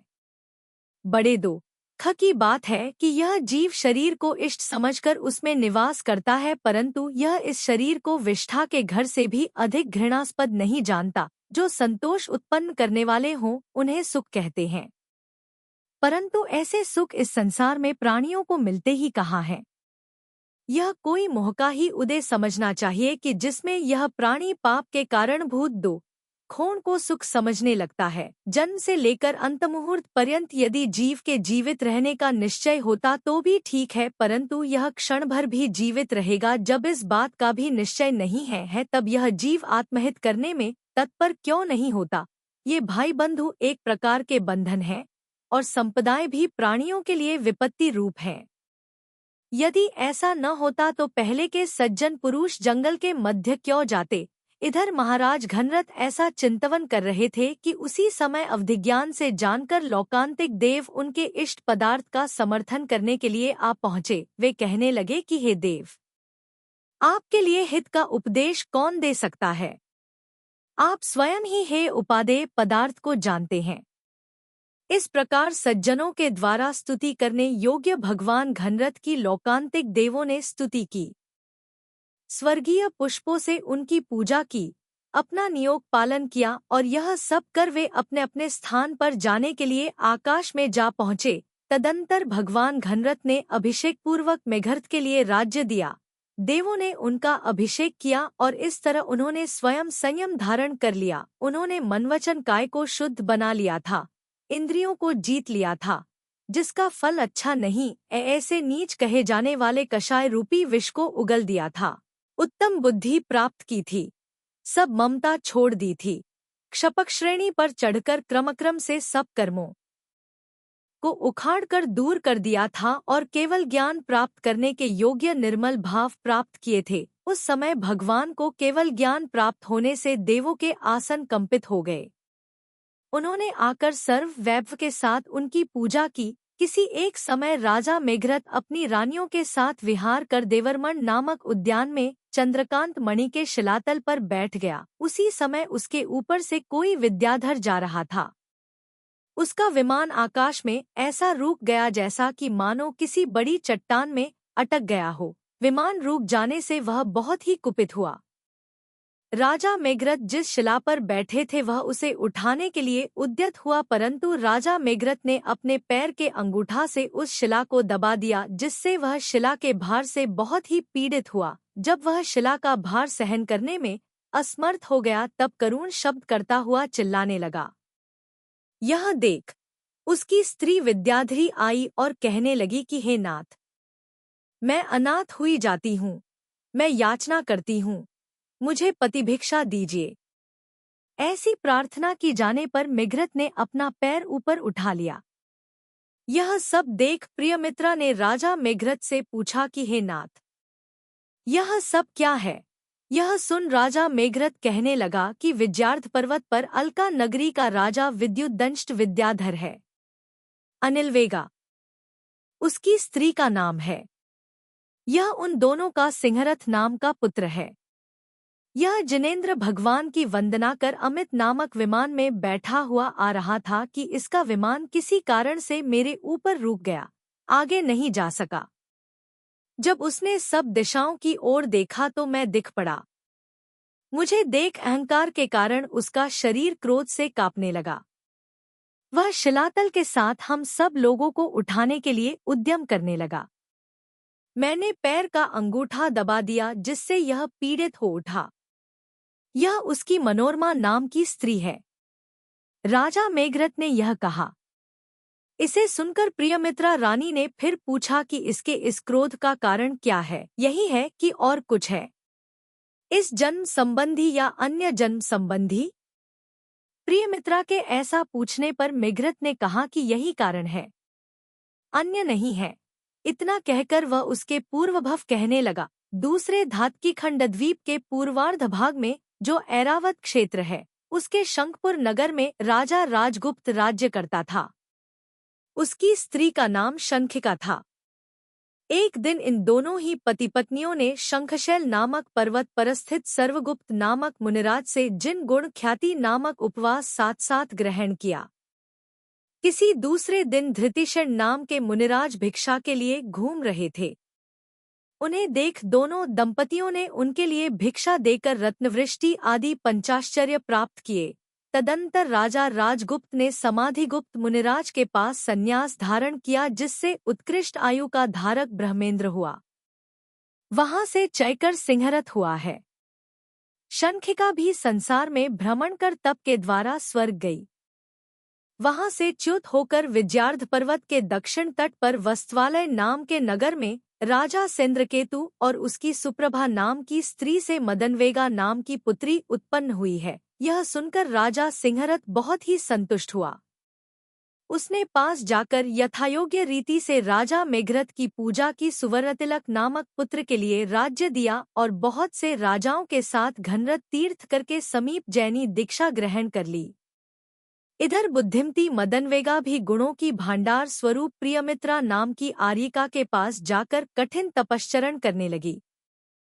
सो ठीक ही है, क्योंकि कहीं पर क्रोध भी क्रोध का उपलेप दूर करने वाला माना गया है। अथानंतर अपने पुण्यकर्म के उदय से प्राप्त हुए श्रेष्ठ राज्य के महोदय से त्रिवर्ग के फल की प्राप्ति पर्यंत जिसके समस्त मनोरथ पूर्ण हो चुके हैं, जो शुद्ध सम्यक दर्शन से संपन्न है, व्रतशील आदि गुणों से युक्त है, विनय सहित है, शास्त्र को जानने वाला है, गंभीर है, सत्य बोलने वाला है, 7 परम स्थानों को प्राप्त है, भव्य जीवों में देदीप्यमान है तथा स्त्री पुत्र आदि जिसकी सेवा करते हैं, ऐसा राजा मेघरथ किसी दिन आष्टानिक पूजा कर जैन धर्म का उपदेश दे रहा था और स्वयं उपवास का नियम लेकर बैठा था कि इनते में कांपता हुआ एक कबूतर आया और उसके पीछे ही बड़े वेग से चलने वाला एक गीद आया। वह राजा के सामने खड़ा होकर बोला कि हे देव, मैं बहुत भारी भूख की वेदना से पीड़ित हो रहा हूँ, इसलिए आपकी शरण में आया हुआ यह मेरा भक्ष्य कबूतर मुझे दे दीजिए। हे दानवीर, यदि आप यह कबूतर मुझे नहीं देते हैं तो वश मुझे मरा ही समझिए। गीत के यह वचन सुनकर युवराज दृढ़त कहने लगा कि हे पूज्य, कहिए तो यह गीत इस प्रकार क्यों बोल रहा है? इसकी बोली सुनकर तो मुझे बड़ा आश्चर्य हो रहा है। अपने छोटे भाई का यह प्रश्न सुनकर राजा मेघरथ इस प्रकार कहने लगा कि इस जम्बूद्वीप में मेरुपर्वत के उत्तर की ओर स्थित ऐरावत क्षेत्र के पद्दिनिखेट नामक नगर में सागरसेन नाम का वैश्य रहता था। उसकी स्त्री का नाम अमितमती था। उन दोनों के सबसे छोटे पुत्र धनमित्र और नंदिशेन थे। अपने धन के निमित्त से दोनों लड़ पड़े और एक दूसरे को मारकर ये कबूतर तथा गीध नामक पक्षी हुए हैं। गीध के ऊपर कोई एक देव स्थित है। वह कौन है? यदि यह जानना चाहते हो तो मैं कहता हूँ, दमितारी के युद्ध में तुम्हारे द्वारा जो हेमरथ मारा गया था, वह संसार में भ्रमण कर कैलाश पर्वत के तट पर पर्णकांता नदी के किनारे सोम नामक तापस हुआ। उसकी श्रीदत्ता नाम की स्त्री के मिथ्याशास्त्रों को जानने वाला चंद्र नाम का पुत्र हुआ। वह पंचाग्नि तप तपकर ज्योतिर्लोक देव उत्पन्न हुआ।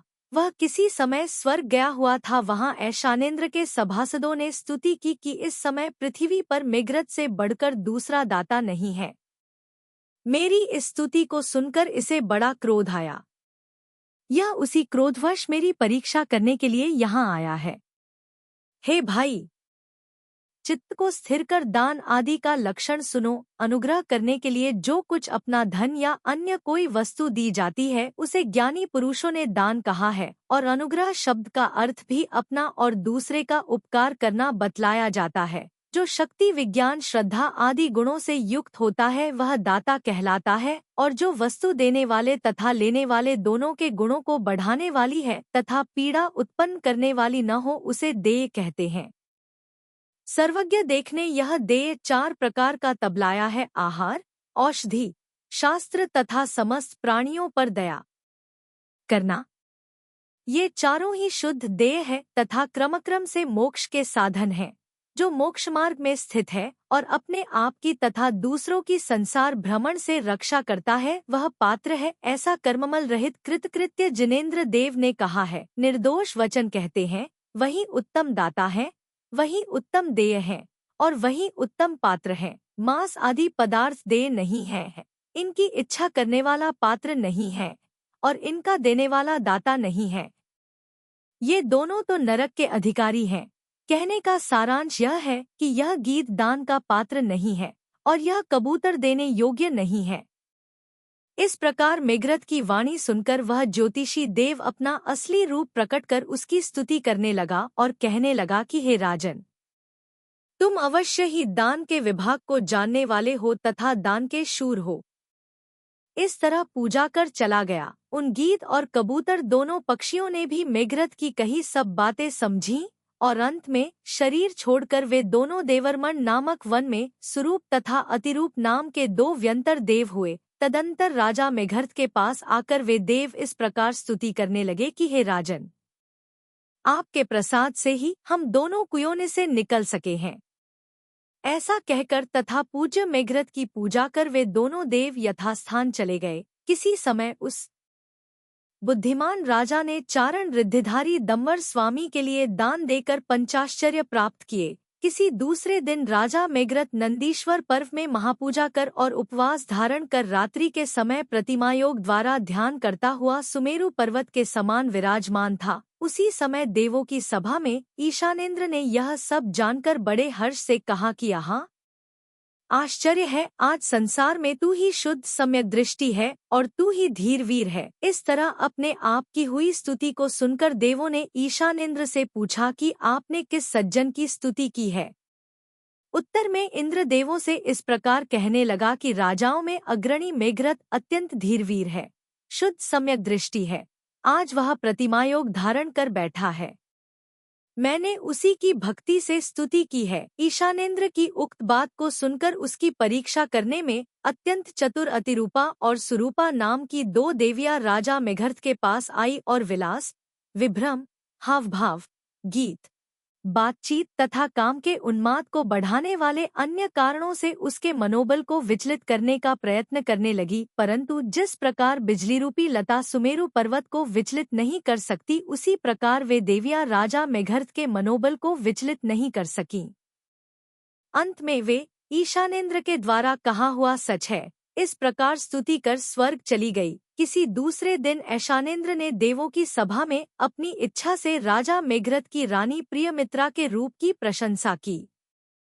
उसे सुनकर रतिशेना और रति नाम की 2 देवियां उसका रूप देखने के लिए आई। वह स्नान का समय था। प्रियमित्रा के शरीर में सुगंधित तेल का मर्दन हो रहा था। उस समय प्रियमित्रा को देखकर देवियों ने इंद्र के वचन सत्य समझे।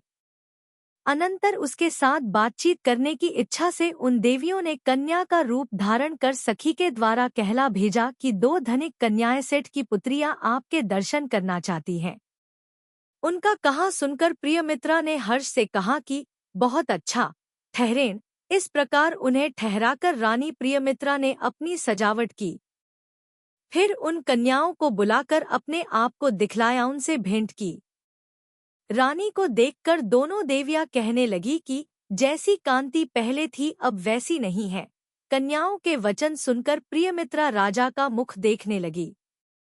उत्तर में राजा ने भी कहा कि हे प्रिय, बात ऐसी ही है। तदंतर देवियों ने अपना असली रूप धारण कर अपने आने का समाचार कहा और इसके विलक्षण किंतु नश्वर रूप को धिक्कार हो। इस संसार में कोई भी वस्तु अभंगुर नहीं है। इस प्रकार हृदय से विरक्त हो रानी प्रियमित्रा की पूजा कर वे देवियां अपनी दीप्ति से दिशाओं के तट को व्याप्त करती हुई स्वर्ग को चली गई। इस कारण से रानी प्रियमित्रा खिन्न हुई, परंतु यह समस्त संसार ही नित्यानित्यात्मक है। हृदय में कुछ भी शोक मत करो। इस प्रकार राजा ने उसे समझा दिया। इस तरह अपनी स्त्रियों के साथ राज्य का उपभोग करते हुए राजा मेघरथ बहुत ही आनंद को प्राप्त हो रहे थे। किसी दूसरे दिन वे मनोहर नामक उद्यान में गए। वहां उन्होंने सिंहासन पर विराजमान तथा देव और धरणेंद्रों से परिवृत अपने पिता घनरथ तीर्थंकर के दर्शन किए। समस्त परिवार के साथ उन्होंने 3 प्रदक्षिणाएं दी, वंदना की और समस्त भव्य जीवों के हित की इच्छा करते हुए श्रावकों की क्रिया पूछी सो ठीक ही है, क्योंकि सज्जनों की चेष्टा कल्पवृक्ष के समान प्राय परोपकार के लिए ही होती है। हे देव, जिन श्रावकों के 11 स्थान पहले विभाग कर बतलाए हैं, उन्हीं श्रावकों की क्रियाओं का निरूपण करने वाला उपासकाध्याय नाम का 7वां अंग हित की इच्छा करने वाले श्रावकों के लिए कहिए। इस प्रकार राजा मेघरथ के पूछने पर मनोरथ को पूर्ण करने वाले घनरथ तीर्थकर निम्न प्रकार वर्णन करने लगे। उन्होंने कहा कि श्रावकों की क्रियाएं गर्भान्वय, दीक्षान्वय और क्रियान्वय की अपेक्षा 3 प्रकार की हैं। इनकी संख्या इस प्रकार है। पहली गर्भान्वय क्रियाएं गर्भाधान को आदि लेकर निर्वाण पर्यंत होती हैं। इनकी संख्या 53 है। ये सम्यक दर्शन की शुद्धता को धारण करने वाले जीवों के होती हैं तथा इनका वर्णन पहले किया जा चुका है। अवतार से लेकर निर्वाण पर्यंत होने वाली दीक्षान्वय क्रियाएं 48 कही गई हैं। ये मोक्ष प्राप्त कराने वाली हैं और सद्गृहित्व को आदि लेकर सिद्धि पर्यंत 7 कर्तृन्वय क्रियाएं हैं। इन सबका ठीक ठीक स्वरूप यह है, करने की विधि यह है तथा फल यह है। इस प्रकार घनरथ तीर्थकर ने विस्तार से इन सब क्रियाओं का वर्णन किया। इस तरह राजा मेघरथ ने घनरथ तीर्थंकर के द्वारा कहा हुआ श्रावक धर्म का वर्णन सुनकर उन्हें भक्तिपूर्वक नमस्कार किया और मोक्ष प्राप्त करने के लिए अपने हृदय को अत्यंत शांत बना लिया। शरीर, भोग और संसार की दुर्दशा का बार बार विचार करते हुए वे संयम धारण करने के सम्मुख हुए। उन्होंने छोटे भाई दृढ़रथ से कहा कि तुम राज्य पर बैठो, परंतु दृढ़रथ ने उत्तर दिया कि आपने राज्य में जो दोष देखा है वही दोष मैं भी तो देख रहा हूँ। जबकि यह राज्य ग्रहण कर बाद में छोड़ने के ही योग्य है, तब उसका पहले से ही ग्रहण नहीं करना अच्छा है। लोक में कहावत है कि कीचड़ को धोने की अपेक्षा उसका दूर से ही स्पर्श नहीं करना अच्छा है। ऐसा कहकर जब दृढ़रथ राज्य ग्रहण करने से विमुख हो गया, तब उन्होंने मेघसेन नामक अपने पुत्र के लिए विधिपूर्वक राज्य दे दिया और छोटे भाई तथा 7,000 अन्य राजाओं के साथ दीक्षा धारण कर ली। वे क्रमक्रम से 11 अंग के जानकार हो गए। उसी समय उन्होंने तीर्थकर नामकर्म के बंधा में कारणभूत निम्नांकित 16 कारण भावनाओं का चिंतवन किया। जिनेंद्र भगवान के द्वारा कहे हुए निर्ग्रंथ मोक्षमार्ग में रुचि होना सो दर्शन विशुद्धि है। उसके शंकता आदि 8 अंग हैं। मोक्षमार्ग में प्रवृत्ति करने वाले मनुष्य के लिए जो फल बतलाया है वह होता है या नहीं, इस प्रकार की शंका का त्याग शंकता कहलाती है। मिथ्यादृष्टि जीव इस लोक और परलोक संबंधी भोगों की जो आकांक्षा करता है उसका त्याग करना आगम में कांक्षित नाम का दूसरा अंग बतलाया है। इससे सम्यक दर्शन की विशुद्धता होती है। शरीर आदि में अशुचि अपवित्र पदार्थों का सद्भाव है ऐसा जानते हुए भी मैं पवित्र हूँ, ऐसा जो संकल्प होता है उसका त्याग करना निर्विचिकित्सा नाम का अंग है। यदि यह बात अरहंत के मन में न होती तो सब ठीक होता। इस प्रकार का आग्रह मिथ्या आग्रह है, उसका त्याग करना सो निर्विचिकित्सा अंग है। जो वास्तव में तत्व नहीं है किंतु तत्व की तरह प्रतिभासित होते हैं, ऐसे बहुत से मिथ्यान्य के मार्गों में यह ठीक है। इस प्रकार मोह का नहीं होना अमूढ़ दृष्टि अंग कहलाता है। क्षमा आदि की भावनाओं से आत्म धर्म की वृद्धि करना सो सम्यक दृष्टियों को प्रिय सम्यक दर्शन का उपबृंहण नाम का अंग है। कषाय का उदय आदि होना धर्मनाश का कारण है। उसके उपस्थित होने पर अपनी या दूसरे की रक्षा करना अर्थात दोनों को धर्म से च्युत नहीं होने देना सो स्थितिकरण अंग है। जिनेंद्र भगवान के द्वारा कहे हुए समीचीन धर्मरूपी अमृत में निरंतर अनुराग रखना सो वात्सल्य अंग है और मार्ग के महात्म्य की भावना करना जिन मार्ग का प्रभाव फैलाना सो प्रभावना अंग है।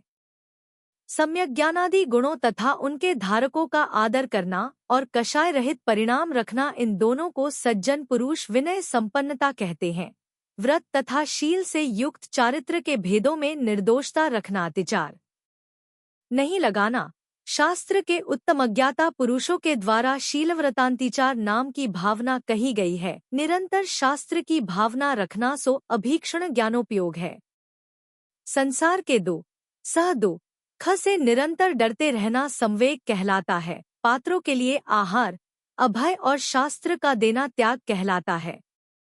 आगम के अनुकूल अपनी शक्ति के अनुसार कायक्लेश करना तप कहलाता है। किसी समय बाह्य और आभ्यंतर कारणों से मुनिसंग के तपश्चरण में विघ्न उपस्थित होने पर मुनिसंग की रक्षा करना साधुसमाधि है। निर्दोष विधि से गुणियों के दुख दूर करना यह तप का श्रेष्ठ साधन वयावृत्य है। अरहंत देव आचार्य बहुश्रुत तथा आगमन में मन वचन काय से भावों की शुद्धता पूर्वक अनुराग रखना कम से अरहत भक्ति, आचार्य भक्ति, बहुश्रुत भक्ति और प्रवचन भक्ति भावना है। मुनि के जो सामायिक आदि 6 आवश्यक बतलाए हैं, उनमें यथा समय आगम के कहे अनुसार प्रवृत्त होना सो आवश्यकाप्रहाणी नामक भावना है। ज्ञान से, तप से, जिनेन्द्र देव की पूजा से अथवा अन्य किसी उपाय से धर्म का प्रकाश फैलाने को विद्वान लोग मार्ग प्रभावना कहते हैं।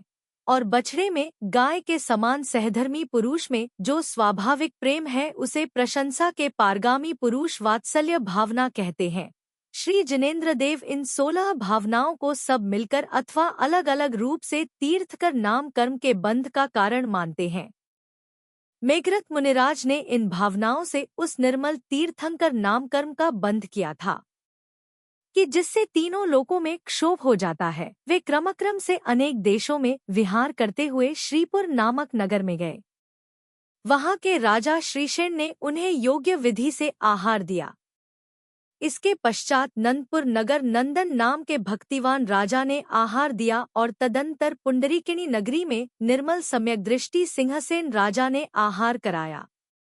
वे मुनिराज ज्ञान, दर्शन, चारित्र और तप की अनेक पर्यायों को अच्छी तरह बढ़ा रहे थे। उन्हें दान देकर उक्त सभी राजाओं ने पंचाश्चर्य प्राप्त किए। अत्यंत धीर वीर मेघरथ ने दृढ़ के साथ साथ नभस्तिलक नामक पर्वत पर श्रेष्ठ संयम धारण कर 1 महीने तक प्रायोपगमन संन्यास धारण किया और अंत में शांत परिणामों से शरीर छोड़कर अहमिंद्र पद प्राप्त किया। वहां इन दोनों की 33 सागर की आयु थी। चंद्रमा के समान उज्ज्वल 1 हाथ ऊंचा शरीर था। शुल्क लेशा थी। वे 16.5 माह में एक बार श्वास लेते थे। 33,000 वर्ष बाद एक बार अमृतमय आहार ग्रहण करते थे। प्रविचार रहित सुख से युक्त थे। उनके अवधिज्ञान रूपी नेत्र लोकनाड़ी के मध्यवर्ती योग्य पदार्थों को देखते थे। उनकी शक्ति दीप्ति तथा विक्रिया का क्षेत्र भी अवधिज्ञान के क्षेत्र के बराबर था। इस प्रकार वे वहां चिरकाल तक स्थित रहे।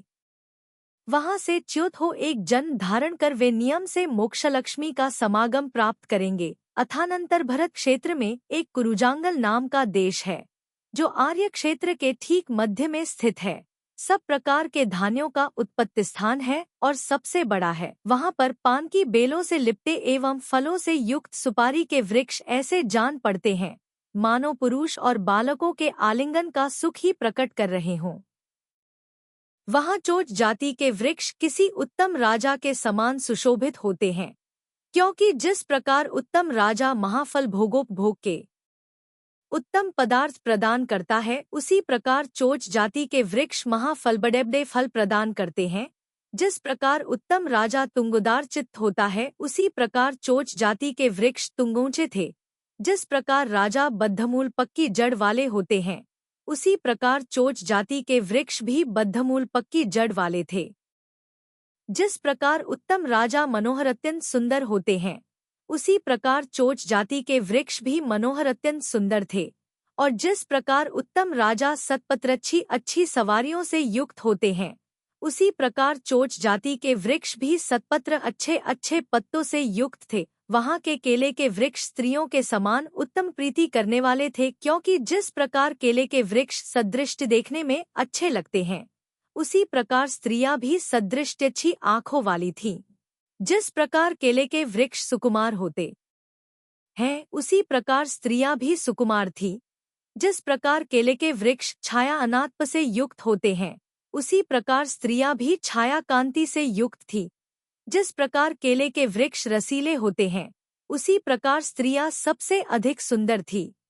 वहां के सुंदर आम के वृक्ष फलों से झुक रहे थे, नई नई कोमपलों तथा फूलों से उज्ज्वल थे, कोकिलाओं के वार्तालाप से मुखरित थे और चंचल भ्रमरों के समूह से व्यग्र थे, जिनमें बड़े बड़े पके फल लगे हुए हैं, जिनकी निकलती हुई गंध से भ्रमर अंधे हो रहे थे और जो मूल से ही लेकर फल देने वाले थे। ऐसे कटहल के वृक्ष वहां अधिक सुशोभित होते थे। फूलों के भार से झुकी हुई वहां की झाड़ियां, लताएं और वृक्ष सभी ऐसे जान पड़ते थे मानो कामदेव रूपी राजा के क्रीड़ावन ही हों। वहां की भूमि में गड्ढे नहीं थे, छिद्र नहीं थे, पत्थर नहीं थे, ऊषर जमीन नहीं थी, आठ भय नहीं थे, किंतु इसके विपरीत वहां की भूति सदा फल देती रहती थी। जिस प्रकार प्रमादरहित श्रेष्ठ चारित्र को पालन करने वाले द्विज कभी प्रायश्चित नहीं प्राप्त करते, उसी प्रकार वहां की प्रजा अपनी अपनी मर्यादा का पालन करने से कभी दंड का भय नहीं प्राप्त करती थी। जिनमें निरंतर मत्स्य जलचर जीव रहते हैं, जो स्वच्छ जल से भरे हुए हैं और अनेक प्रकार के फूलों से आच्छादित हैं, ऐसे वहां के सरोवर ज्योतिर्लोक की शोभा हरण करते हैं। वहां के वृक्ष ठीक राजाओं के समान आचरण करते थे, क्योंकि जिस प्रकार राजा पुष्यनेत्रक मलपुष्प के समान नेत्रों वाले होते हैं, उसी प्रकार वहां के वृक्ष भी समुत्तंग बहुत ऊंचे थे। जिस प्रकार राजा विटपायत बाहु होते हैं, शाखाओं के समान लंबी भुजाओं से युक्त होते हैं, उसी प्रकार वहां के वृक्ष भी विटपायत बाहव शाखाएं ही जिनकी लंबी भुजाएं हैं, ऐसे थे। और जिस प्रकार राजा सदा उत्तम फल प्रदान करते हैं, उसी प्रकार वहां के वृक्ष भी सदा सुंदर फलों को धारण करने वाले थे। वहां की अनेक प्रकार की लताएं स्त्रियों के समान सुशोभित हो रही थी, क्योंकि जिस प्रकार स्त्रियों के लाल लाल ओठ होते हैं, उसी प्रकार वहां की लताओं में लाल पल्लव थे। जिस प्रकार स्त्रियां मंद मंद मुस्कान से सहित होती हैं, उसी प्रकार वहां की लताएं फूलों से सहित थीं। जिस प्रकार स्त्रियां तन्वंगीपतली होती हैं, उसी प्रकार वहां की लताएं भी तन्वंगीपतली थीं। जिस प्रकार स्त्रियां काले काले केशों से युक्त होती हैं, उसी प्रकार वहां की लताएं भी काले काले भ्रमरों से युक्त थी। और जिस प्रकार स्त्रियां सत्पत्र उत्तमोत्तम पत्र रचनाओं से सहित होती हैं, उसी प्रकार वहां की लताएं भी उत्तमोत्तम पत्रों से युक्त थी, जो मूल से लेकर मध्यभाग तक रसिक हैं और अंत में नीरस हैं। ऐसे दुर्जनों को जीतने वाले ईख ही वहां पर यंत्रों द्वारा अच्छी तरह पीड़े जाते थे। वहां पर लोपानुबंध आदि का आदर्शन शब्दों के सिद्ध करने में होता था, अन्य दूसरे का लोपनाश नहीं होता था। नाश पापरूप प्रवृत्तियों का होता था, दाह विरही मनुष्यों में होता था और वेद अर्थात छेदना दोनों कानों में होता था, दूसरी जगह नहीं। दंड केवल लकड़ियों में था। वहां के प्रजा में दंड अर्थात जुर्माना नहीं था। निरस्त्रिशता अर्थात तीक्ष्णता केवल शस्त्रों में थी। वहां की प्रजा में निरस्त्रिशता अर्थात दुष्टता नहीं थी।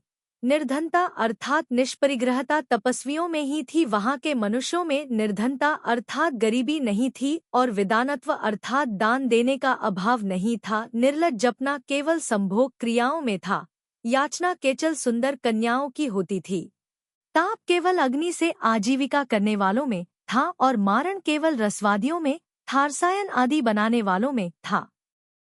वहां कोई असमय में नहीं मरते थे, कोई कुमार्ग में नहीं चलते थे और मुक्त जीवों तथा मारणांतिक समुद्घात करने वालों को छोड़कर अन्य कोई विग्रही शरीर रहित तथा मोड़ा से रहित नहीं थे। मिथ्या नय से द्वेष रखने वाले चारों ही वर्ण वाले जीवों के देवपूजा आदि 6 कर्मों में कहीं प्राचीन प्रवृत्ति का उल्लंघन नहीं था, अर्थात देवपूजा आदि प्रशस्त कार्यों की जैसी प्रवृत्तियां पहले से चली आई थी, उसी के अनुसार सब प्रवृत्ति करते थे।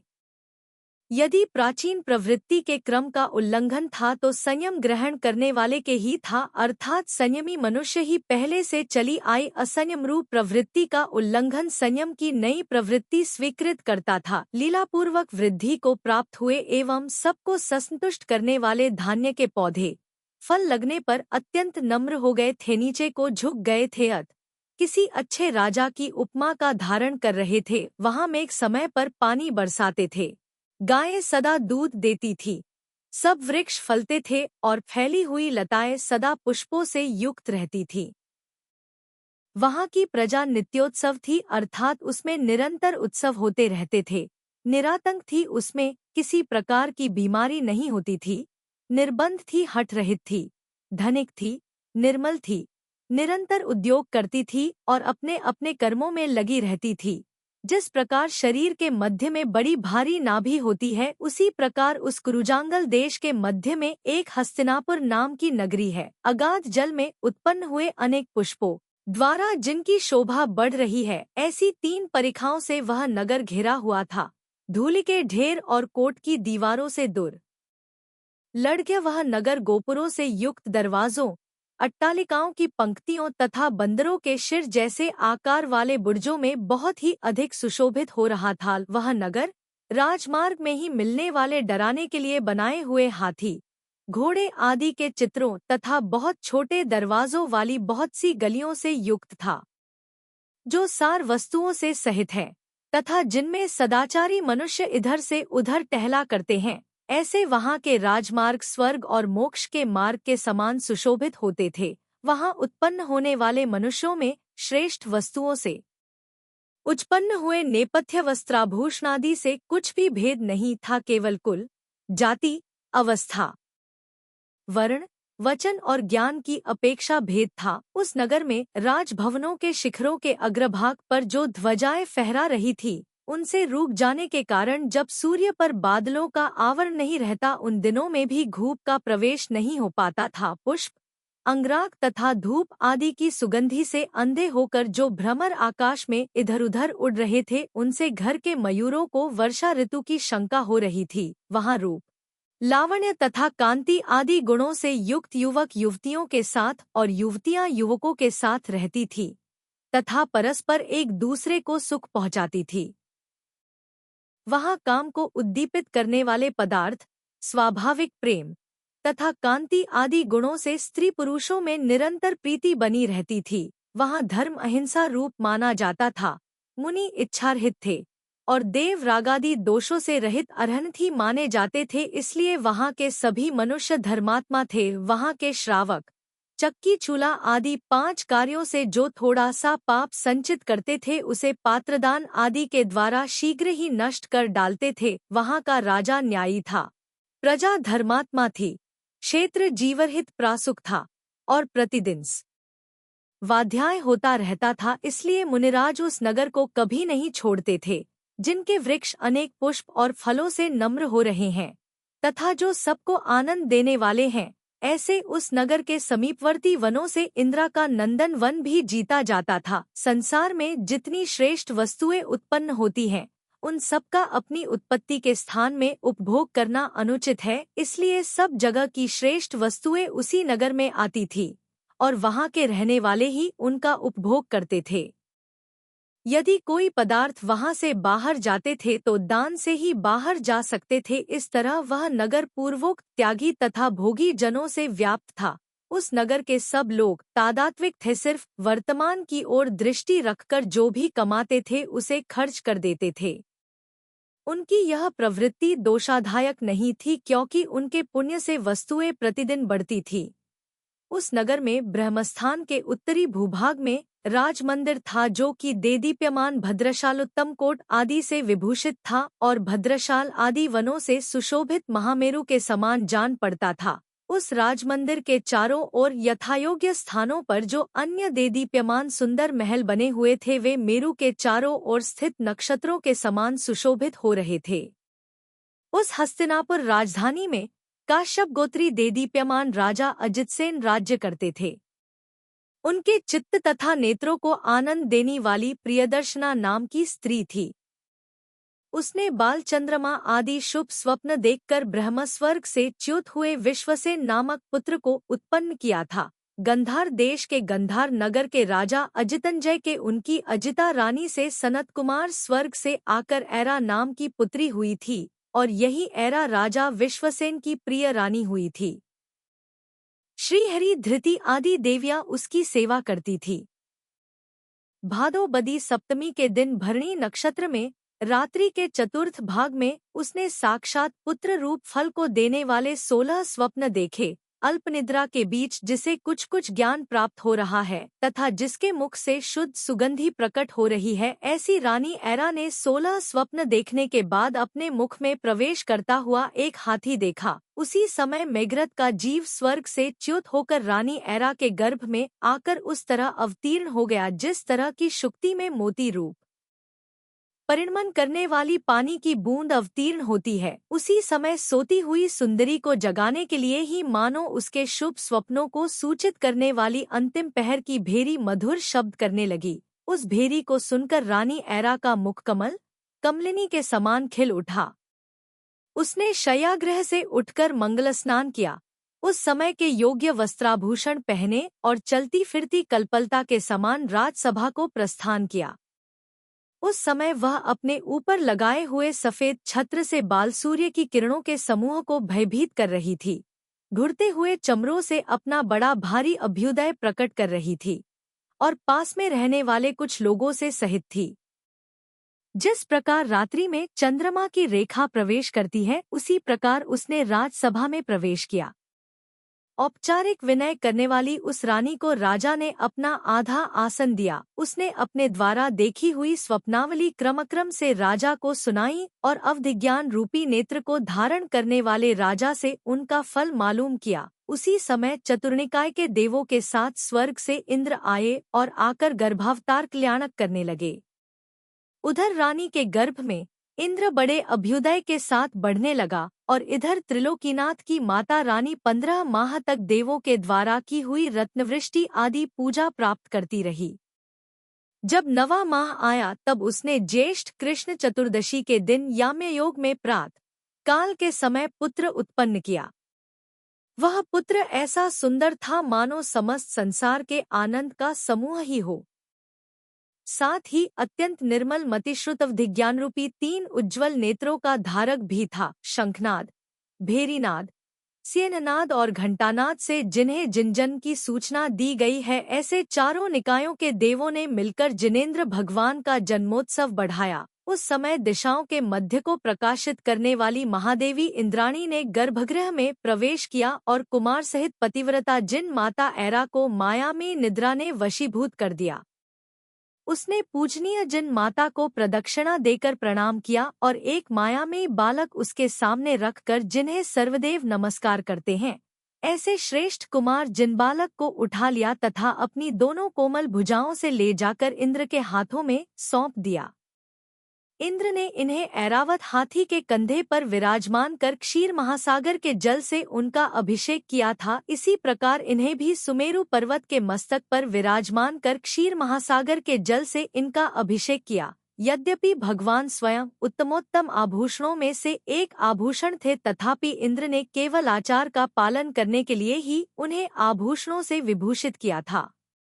ये भगवान सबको शांति देने वाले हैं, इसलिए शांति इस नाम को प्राप्त हो, ऐसा सोचकर इंद्र ने अभिषेक के बाद उनका शांतिनाथ नाम रखा। तदंतर धर्मेंद्र सब देवों के साथ बड़े प्रेम से सुमेरु पर्वत से राजमंदिर आया और माता से सब समाचार कहकर उसने वे त्रिलोकीनाथ माता को सौंप दिए, जिसे आनंद प्रकट हो रहा है तथा जिसके अनेक भावों और रसों का उदय हुआ है। ऐसे इंद्र ने नृत्य किया सो ठीक ही है, क्योंकि जब हर्ष मर्यादा का उल्लंघन कर जाता है तो किस रागी मनुष्य को नहीं नचा देता। यद्यपि भगवान 3 लोक के रक्षक थे, तो भी इंद्र ने उन बालक रूपधारी महात्मा की रक्षा करने के लिए लोकपालों को नियुक्त किया था। इस प्रकार जन्म कल्याणक का उत्सव पूर्ण कर समस्त देव इंद्र के साथ अपने अपने स्थान पर चले गए। धर्मनाथ तीर्थकर के बाद पौनपल्य कम 3 सागर बीत जाने तथा पांवपल्य तक धर्म का विच्छेद हो लेने पर जिन्हें मनुष्य और इंद्र नमस्कार करते हैं, ऐसे शांतिनाथ भगवान उत्पन्न हुए थे। उनकी आयु भी इसी में सम्मिलित थी। उनकी 1 लाख वर्ष की आयु थी। 40 धनुष ऊंचा शरीर था। सुवर्ग के समान कांति थी। ध्वजा, तोरण, सूर्य, चंद्र, शंख और चक्र आदि के चिन्ह उनके शरीर में थे। पुण्यकर्म के उदय से दृढ़रथ भी दीर्घकाल तक अहमिंद्रपने का राजा विश्वसेन की दूसरी रानी यशस्वती के चक्रायुध नाम का पुत्र हुआ। जिस प्रकार समुद्र में महामणि बढ़ता है, मुनि में गुणों का समूह बढ़ता है और प्रकट हुए अभ्युदय में हर्ष बढ़ता है, उसी प्रकार वहाँ बालक शांतिनाथ बढ़ रहे थे। उनमें अनेक गुण अवयवों के साथ पर धा करके ही मानो क्रमक्रम से बढ़ रहे थे और कीर्ति, लक्ष्मी तथा सरस्वती इस प्रकार बढ़ रही थी मानो सगी बहन ही हों। जिस प्रकार पूर्णिमा के दिन विकलता खंडावस्था से रहित चंद्रमा का मंडल सुशोभित होता है, उसी प्रकार पूर्ण यौवन प्राप्त होने पर उनका रूप सौंदर्य प्राप्त कर अधिक सुशोभित हो रहा था। उनके मस्तक पर इकट्ठे हुए भ्रमरों के समान कोमल, पतले, चिकने, काले और घूंघर वाले शुभ बाल बड़े ही अच्छे जान पड़ते थे। उनका शिर मेरु पर्वत के शिखर के समान सुशोभित होता था अथवा इस विचार से ही ऊंचा उठ रहा था कि यद्यपि इनका ललाट राज्यपट को प्राप्त होगा परंतु उससे ऊंचा तो मैं ही हूँ। उनके इस ललाटपट पर धर्मपट और राज्यपट दोनों से पूजित लक्ष्मी सुशोभित होगी, इस विचार से ही मानो विधाता ने उनका ललाट ऊंचा तथा चौड़ा बनाया था। उनकी सुंदर तथा कुटिल भौहें वेश्या के समान सुशोभित हो रही थी। कुटिल है इसलिए क्या चंद्रमा की रेखा सुशोभित नहीं होती, अर्थात अवश्य होती है। शुभ अवयवों का विचार करने वाले लोग नेत्रों की दीर्घता को अच्छा कहते हैं, सो मालूम पड़ता है कि भगवान के नेत्र देखकर ही उन्होंने ऐसा विचार स्थिर किया होगा। यही उनके नेत्रों की स्तुति है। यदि उनके कान समस्त शास्त्रों की पात्रता को प्राप्त थे तो उनका वर्णन ही नहीं किया जा सकता, क्योंकि संसार में यही एक बात दुर्लभ है। शोभा तो दूसरी जगह भी हो सकती है, ये भगवान सबको जीतने वाले मोहरूपी मल्ल को जीतेंगे, इसलिए ऊंची नाक इन्हीं में शोभा दे सकेगी। ऐसा विचार कर ही मानो विधाता ने उनकी नाक कुछ ऊंची बनाई थी। उनके मुख से उत्पन्न हुई सरस्वती विनोद से कुछ लिखेगी, यह विचार कर ही मानो विधाता ने उनके कपोलरूपी पटिये चिकने और चौड़े बनाए थे। उनके सफेद चिकने सघन और एक बराबर दांत यही शंका उत्पन्न करते थे कि क्या ये सरस्वती के मंद हास्य के भेद हैं अथवा क्या शुद्ध अक्षरों की पंक्ति ही है। बरगद का पका फल, विम्बफल और मूंगा आदि दूसरों के ओठों की उपमा भले ही हो जावे परंतु उनके ओठ की उपमा नहीं हो सकते, इसीलिए इनका अधरोंठ अधरनीच नहीं कहलाता था। अन्य लोगों का चिबुक तो आगे होने वाली दाढ़ी से ढक जाता है परंतु इनका चिबुक सदा दिखाई देता था। इससे जान पड़ता है कि वह केवल शोभा के लिए ही बनाया गया था। चंद्रमा क्षयी है तथा कलंक से युक्त है और कमल कीचड़ से उत्पन्न है तथा रज से दूषित है, इसलिए दोनों ही उनके मुख की सदृशता नहीं धारण कर सकते। यदि उनके कंठ से दर्पण के समान सब पदार्थों को प्रकट करने वाली दिव्य ध्वनि प्रकट होगी तो फिर उस कंठ की सुकंठता का अलग वर्णन क्या करना चाहिए। वे त्रिलोकीनाथ ऊंचाई के द्वारा शिर के साथ स्पर्धा करने वाले अपने दोनों कंधों से ऐसे सुशोभित होते थे मानो 3 शिखरों वाला सुवर्णगिरी ही हो। घुटनों तक लंबी एवं केयूर आदि आभूषणों से विभूषित उनकी दोनों भुजाएं बहुत ही अधिक सुशोभित हो रही थी और ऐसी जान पड़ती थी मानो पृथ्वी को उठाना ही चाहती हों। बहुत सी लक्ष्मियां एक दूसरे की बाधा के बिना ही इसमें निवास कर सके, यह सोचकर ही मानो विधाता ने उनका वक्ष स्थल बहुत चौड़ा बनाया था, जिसके मध्य में मणियों की कांति से सुशोभित हार पड़ा हुआ है। ऐसा उनका वक्ष स्थल जिसके मध्य में संध्या के लाल लाल बादल पड़ रहे हैं, ऐसे हिमाचल के तट के समान जान पड़ता था। मुट्ठी में समाने के योग्य उनका मध्यभाग चूंकि उपरिवर्ती शरीर के बहुत भारी बोझ को बिना किसी आकुलता के धारण करता था अत उसका पतलापन ठीक ही शोभा देता था। उनकी नाभि चूंकि गंभीर थी, दक्षिणावर्त से सहित थी, अभ्युदय को सूचित करने वाली थी, पद्मचिन्ह से सहित थी और मध्यस्थ थी अत स्तुति का स्थान प्रशंसा का पात्र क्यों नहीं होती, अवश्य होती। करधनी को धारण करने वाली उनकी सुंदर कमर बहुत ही अधिक सुशोभित होती थी और जम्बूद्वीप की वेदी सहित जगती के समान जान पड़ती थी। उनके ऊरू केले के स्तंभ के समान गोल, चिकने तथा स्पर्श करने पर सुख देने वाले थे। अंतर केवल इतना था कि केले के स्तंभ एक बार फल देते हैं परंतु वे बार बार फल देते थे और केले के स्तंभ बोझ धारण करने में समर्थ नहीं हैं, परंतु वे बहुत भारी बोझ धारण करने में समर्थ थे।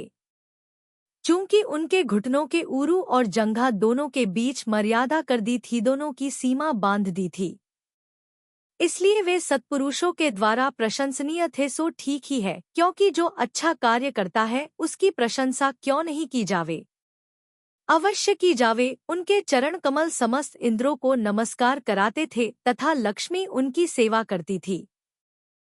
जब उनके चरण कमलों का यह हाल था तब जंघाएं तो उनके ऊपर थी, इसलिए उनका और वर्णन क्या किया जाए। जिस प्रकार मंत्र में गूढ़ता गुण रहता है, उसी प्रकार उनके दोनों गुल्फोएडी के ऊपर की गांठों में गूढ़ता गुण रहता था, परंतु उनकी यह गुणता फल देने वाली थी। सो ठीक ही है, क्योंकि सभी पदार्थ फलदायी होने से ही गुणी कहलाते हैं। उनके दोनों चरणों का पृष्ठभाग कछुए के समान था और यह पृथ्वी उन्हीं का आश्रय पाकर निराकुल थी। जान पड़ता है कि पृथ्वी कछुए के द्वारा धारण की गई है, यह रूढ़ी उसी समय से प्रचलित हुई है। उनके दोनों अंगूठे स्थूल थे, आगे को उठे हुए थे, अच्छी तरह स्थित थे, सुख की खान थे और ऐसे जान पड़ते थे मानो स्वर्ग तथा मोक्ष का मार्ग ही दिखला रहे हों। परस्पर में एक दूसरे से सटी हुई उनकी आठों अंगुलियां ऐसी जान पड़ती थी मानो आठों कर्मों का अपहरण करने के लिए 8 शक्तियां ही प्रकट हुई हों। उनके चरणों का आश्रय लेने वाले सुखकारी 10 नख ऐसे सुशोभित होते थे मानो उस नखों के बहाने उत्तम क्षमा आदि 10 धर्म उनकी सेवा करने के लिए पहले से ही आ गए हों। हम भगवान के शरीर के अवयव हैं, इसीलिए इंद्र आदि देव हम दोनों को नमस्कार करते हैं। यह सोचकर ही मानो नवीन पत्तों के समान उनके दोनों पैर रागिराग सहित अथवा लाल रंग के हो रहे थे। चंद्रमा के साथ रात्रि का समागम रहता है और सूर्य उष्ण है, ये दोनों ही उनके तेज की उपमा नहीं हो सकते। हाँ, इतना कहा जा सकता है कि उनका तेज भूषणांग जाति के कल्पवृक्ष के तेज के समान था, जबकि 1000 नेत्र वाला इंद्र इंद्राणी के मुखकमल से विमुख होकर उनकी ओर देखता रहता है, तब उनकी कांति का क्या वर्णन किया जावे।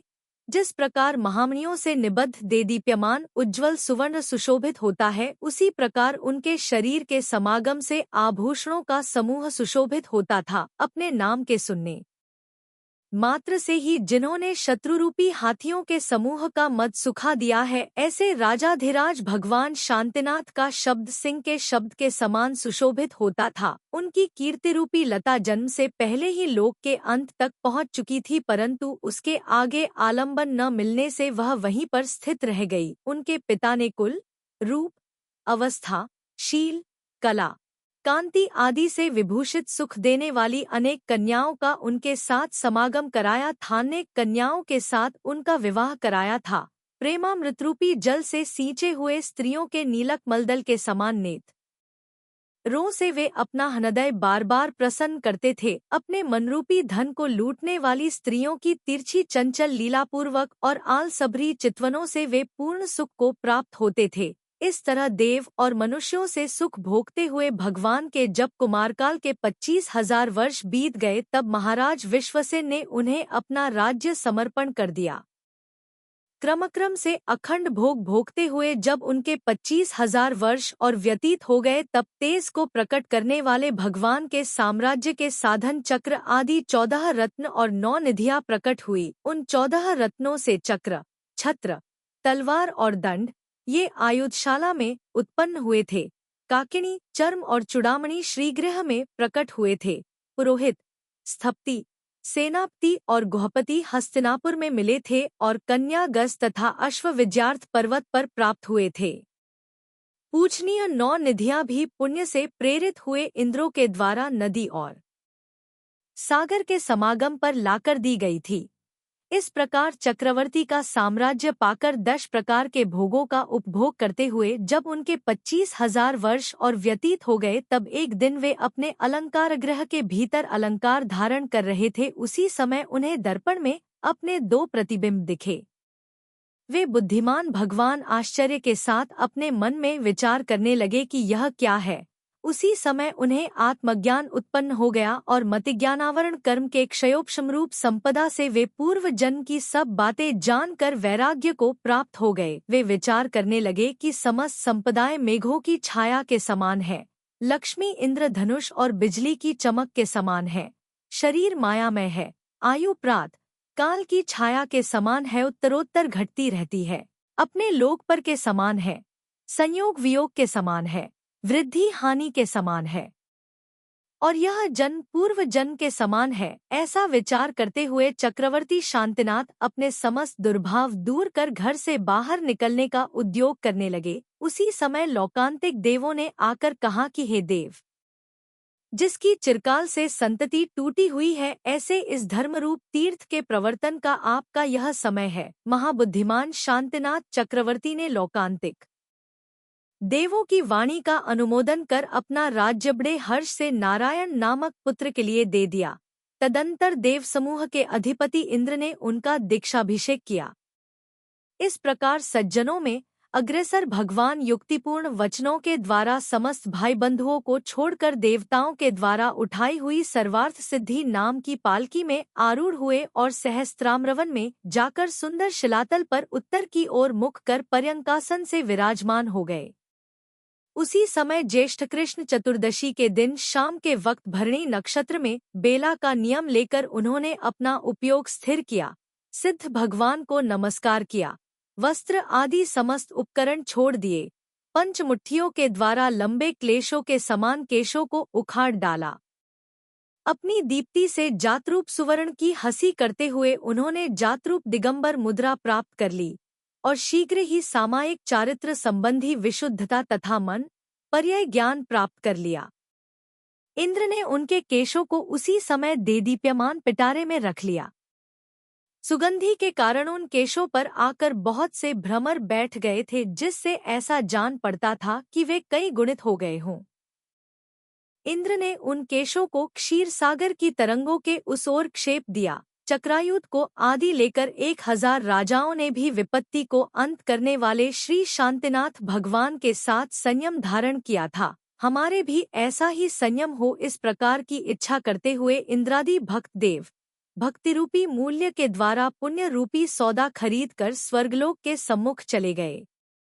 इधर आहार करने की इच्छा से समस्त लोक के स्वामी श्री शांतिनाथ भगवान मंदिरपुर नगर में प्रविष्ट हुए।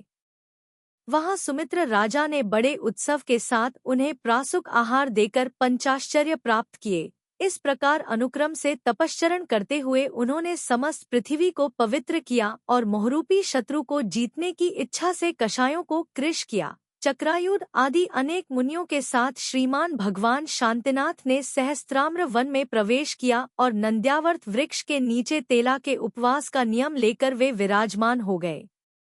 अत्यंत श्रेष्ठ भगवान पौष शुक्ल दशमी के दिन सायंकाल के समय पर्यंकासन से विराजमान थे। पूर्व की ओर मुख था।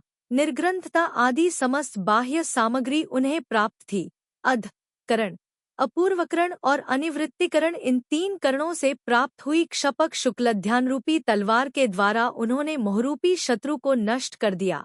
अब वे वितराग होकर यथाख्यात चारित्र के धारक हो गए।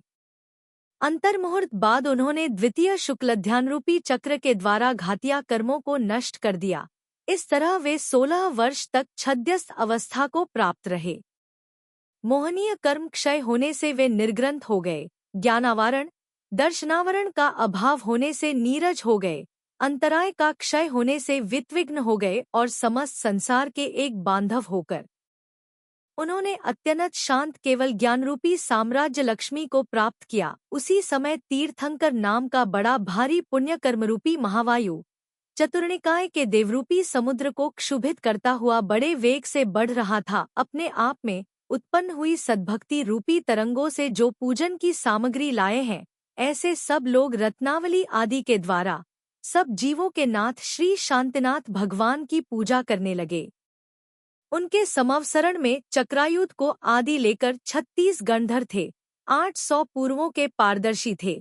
41,800 शिक्षक थे और 3 1000 अवधिज्ञान रूपी निर्मल नेत्रों के धारक थे। वे 4000 केवल ज्ञानियों के स्वामी थे और 6000 विक्रियारिद्धि के धारकों से सुशोभित थे। 4000 मन पर्याय ज्ञानी और 2400 पूज्यवादी उनके साथ थे। इस प्रकार सब मिलाकर 62,000 मुनिराज थे। इनके सिवाय 60,300 हरिसेना आदि आर्यिकाएं थी। सुरकीर्ति को आदि लेकर 2 लाख श्रावक थे। अरहतदासी को आदि लेकर 4 लाख श्राविकाएं थी। असंख्यात देव देवियां थी और संख्यात तिर्यंज थे। इस प्रकार 12 गणों के साथ साथ वे समीचीन धर्म का उपदेश देते थे। विहार करते करते जब 1 माह की आयु शेष रह गई तब वे भगवान समेत शिखर पर आए और विहार बंद कर वहां अचल योग से विराजमान हो गए। ज्येष्ठ कृण चतुर्दशी के दिन रात्रि के पूर्व भाग में उन कृतकृत्य भगवान शांतिनाथ ने तृतीय शुक्लध्यान के द्वारा समस्त योगों का निरोध कर दिया, बंध का अभाव कर दिया और अकार आदि 5 लघु अक्षरों के उच्चारण में जितना काल लगता है उतने समय तक अयोग केवली अवस्था प्राप्त की। वहीं चतुर्थ शुक्लध्यान के द्वारा वे तीनों शरीरों का नाश कर भरणी नक्षत्र में लोक के अग्रभाग पर जा विराजे। उस समय गुण ही उनका शरीर रह गया था। अतीत काल में गए हुए कर्ममलरहित अनंत सिद्ध जहाँ विराजमान थे वहीं जाकर वे विराजमान हो गए। उसी समय इंद्र सहित आलस्यरहित और बड़ी भक्ति को धारण करने वाले 4 प्रकार के देव आए और अंतिम संस्कार निर्वाण कल्याणक की पूजा कर अपने अपने स्थान पर चले गए। चक्रायुध को आदि लेकर अन्य 9000 मुनिराज भी इस तरह ध्यान कर तथा औदारिक तेजस और कार्मण इन 3 शरीरों को छोड़कर निर्वाण को प्राप्त हो गए।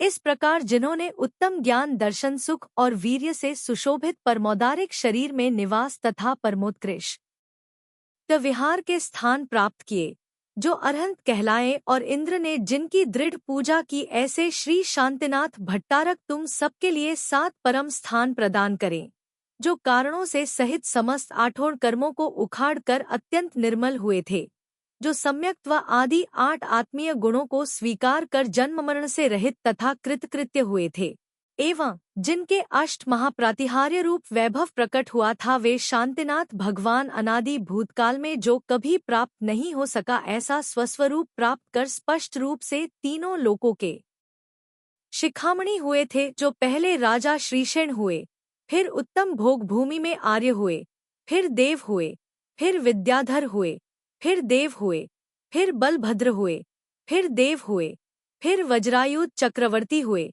फिर अहमिंद्र पद पाकर देवों के स्वामी हुए, फिर मेघरथ हुए, फिर मुनियों के द्वारा पूजित होकर सर्वार्थ सिद्धि गए, और फिर वहां से आकर जगत को एक शांति प्रदान करने वाले श्री शांतिनाथ भगवान हुए। वे 16वें तीर्थंकर तुम सबके लिए चिरकाल तक अनुपम लक्ष्मी प्रदान करते रहें, जो पहले अनिंदिता रानी हुई थी, फिर उत्तम भोग भूमि में आर्य हुआ था, फिर विमलप्रभ देव हुआ, फिर श्री विजय राजा हुआ, फिर देव हुआ, फिर अनंतवीर्य नारायण हुआ, फिर नारकी हुआ, फिर मेघनाद हुआ, फिर प्रतीन्द्र हुआ, फिर सहस्त्रायुध हुआ, फिर बहुत भारी रिद्धिका धारी अहमिंद्र हुआ, फिर वहां से च्युत होकर मेघरथ का छोटा भाई बुद्धिमान दृढ़रथ हुआ, फिर अंतिम अनुत्तर विमान में अहमिंद्र हुआ, फिर वहां से आकर चक्रायुध नाम का गंधर हुआ, फिर अंत में अक्षर विनाशी सिद्ध हुआ। इस प्रकार अपने हित और किए हुए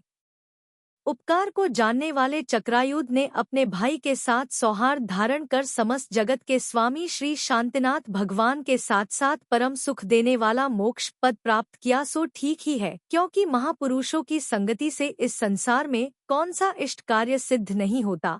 इस संसार में अन्य लोगों की तो बात जाने दीजिए, श्री शांतिनाथ जिनेंद्र को छोड़कर भगवान तीर्थंकरों में भी ऐसा कौन है जिसने 12 भवों में से प्रत्येक भव में बहुत भारी वृद्धि प्राप्त की हो। इसलिए हे विद्वान लोगों, यदि तुम शांति चाहते हो तो सबसे उत्तम और सबका भला करने वाले श्री शांतिनाथ जिनेंद्र का ही निरंतर ध्यान करते रहो।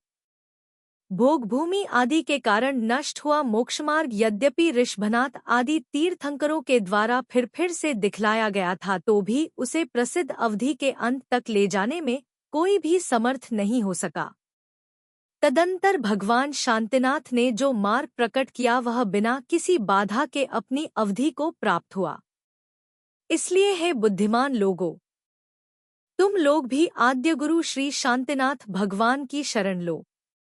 भावार्थ, शांतिनाथ भगवान ने जो मोक्षमार्ग प्रचलित किया था वही आज तक अखंड रूप से चला आ रहा है, इसलिए इस युग के आद्य गुरु श्री शांतिनाथ भगवान ही हैं। उनके पहले 15 तीर्थकरों ने जो मोक्षमार्ग चलाया था वह बीच बीच में विनष्ट होता जाता था।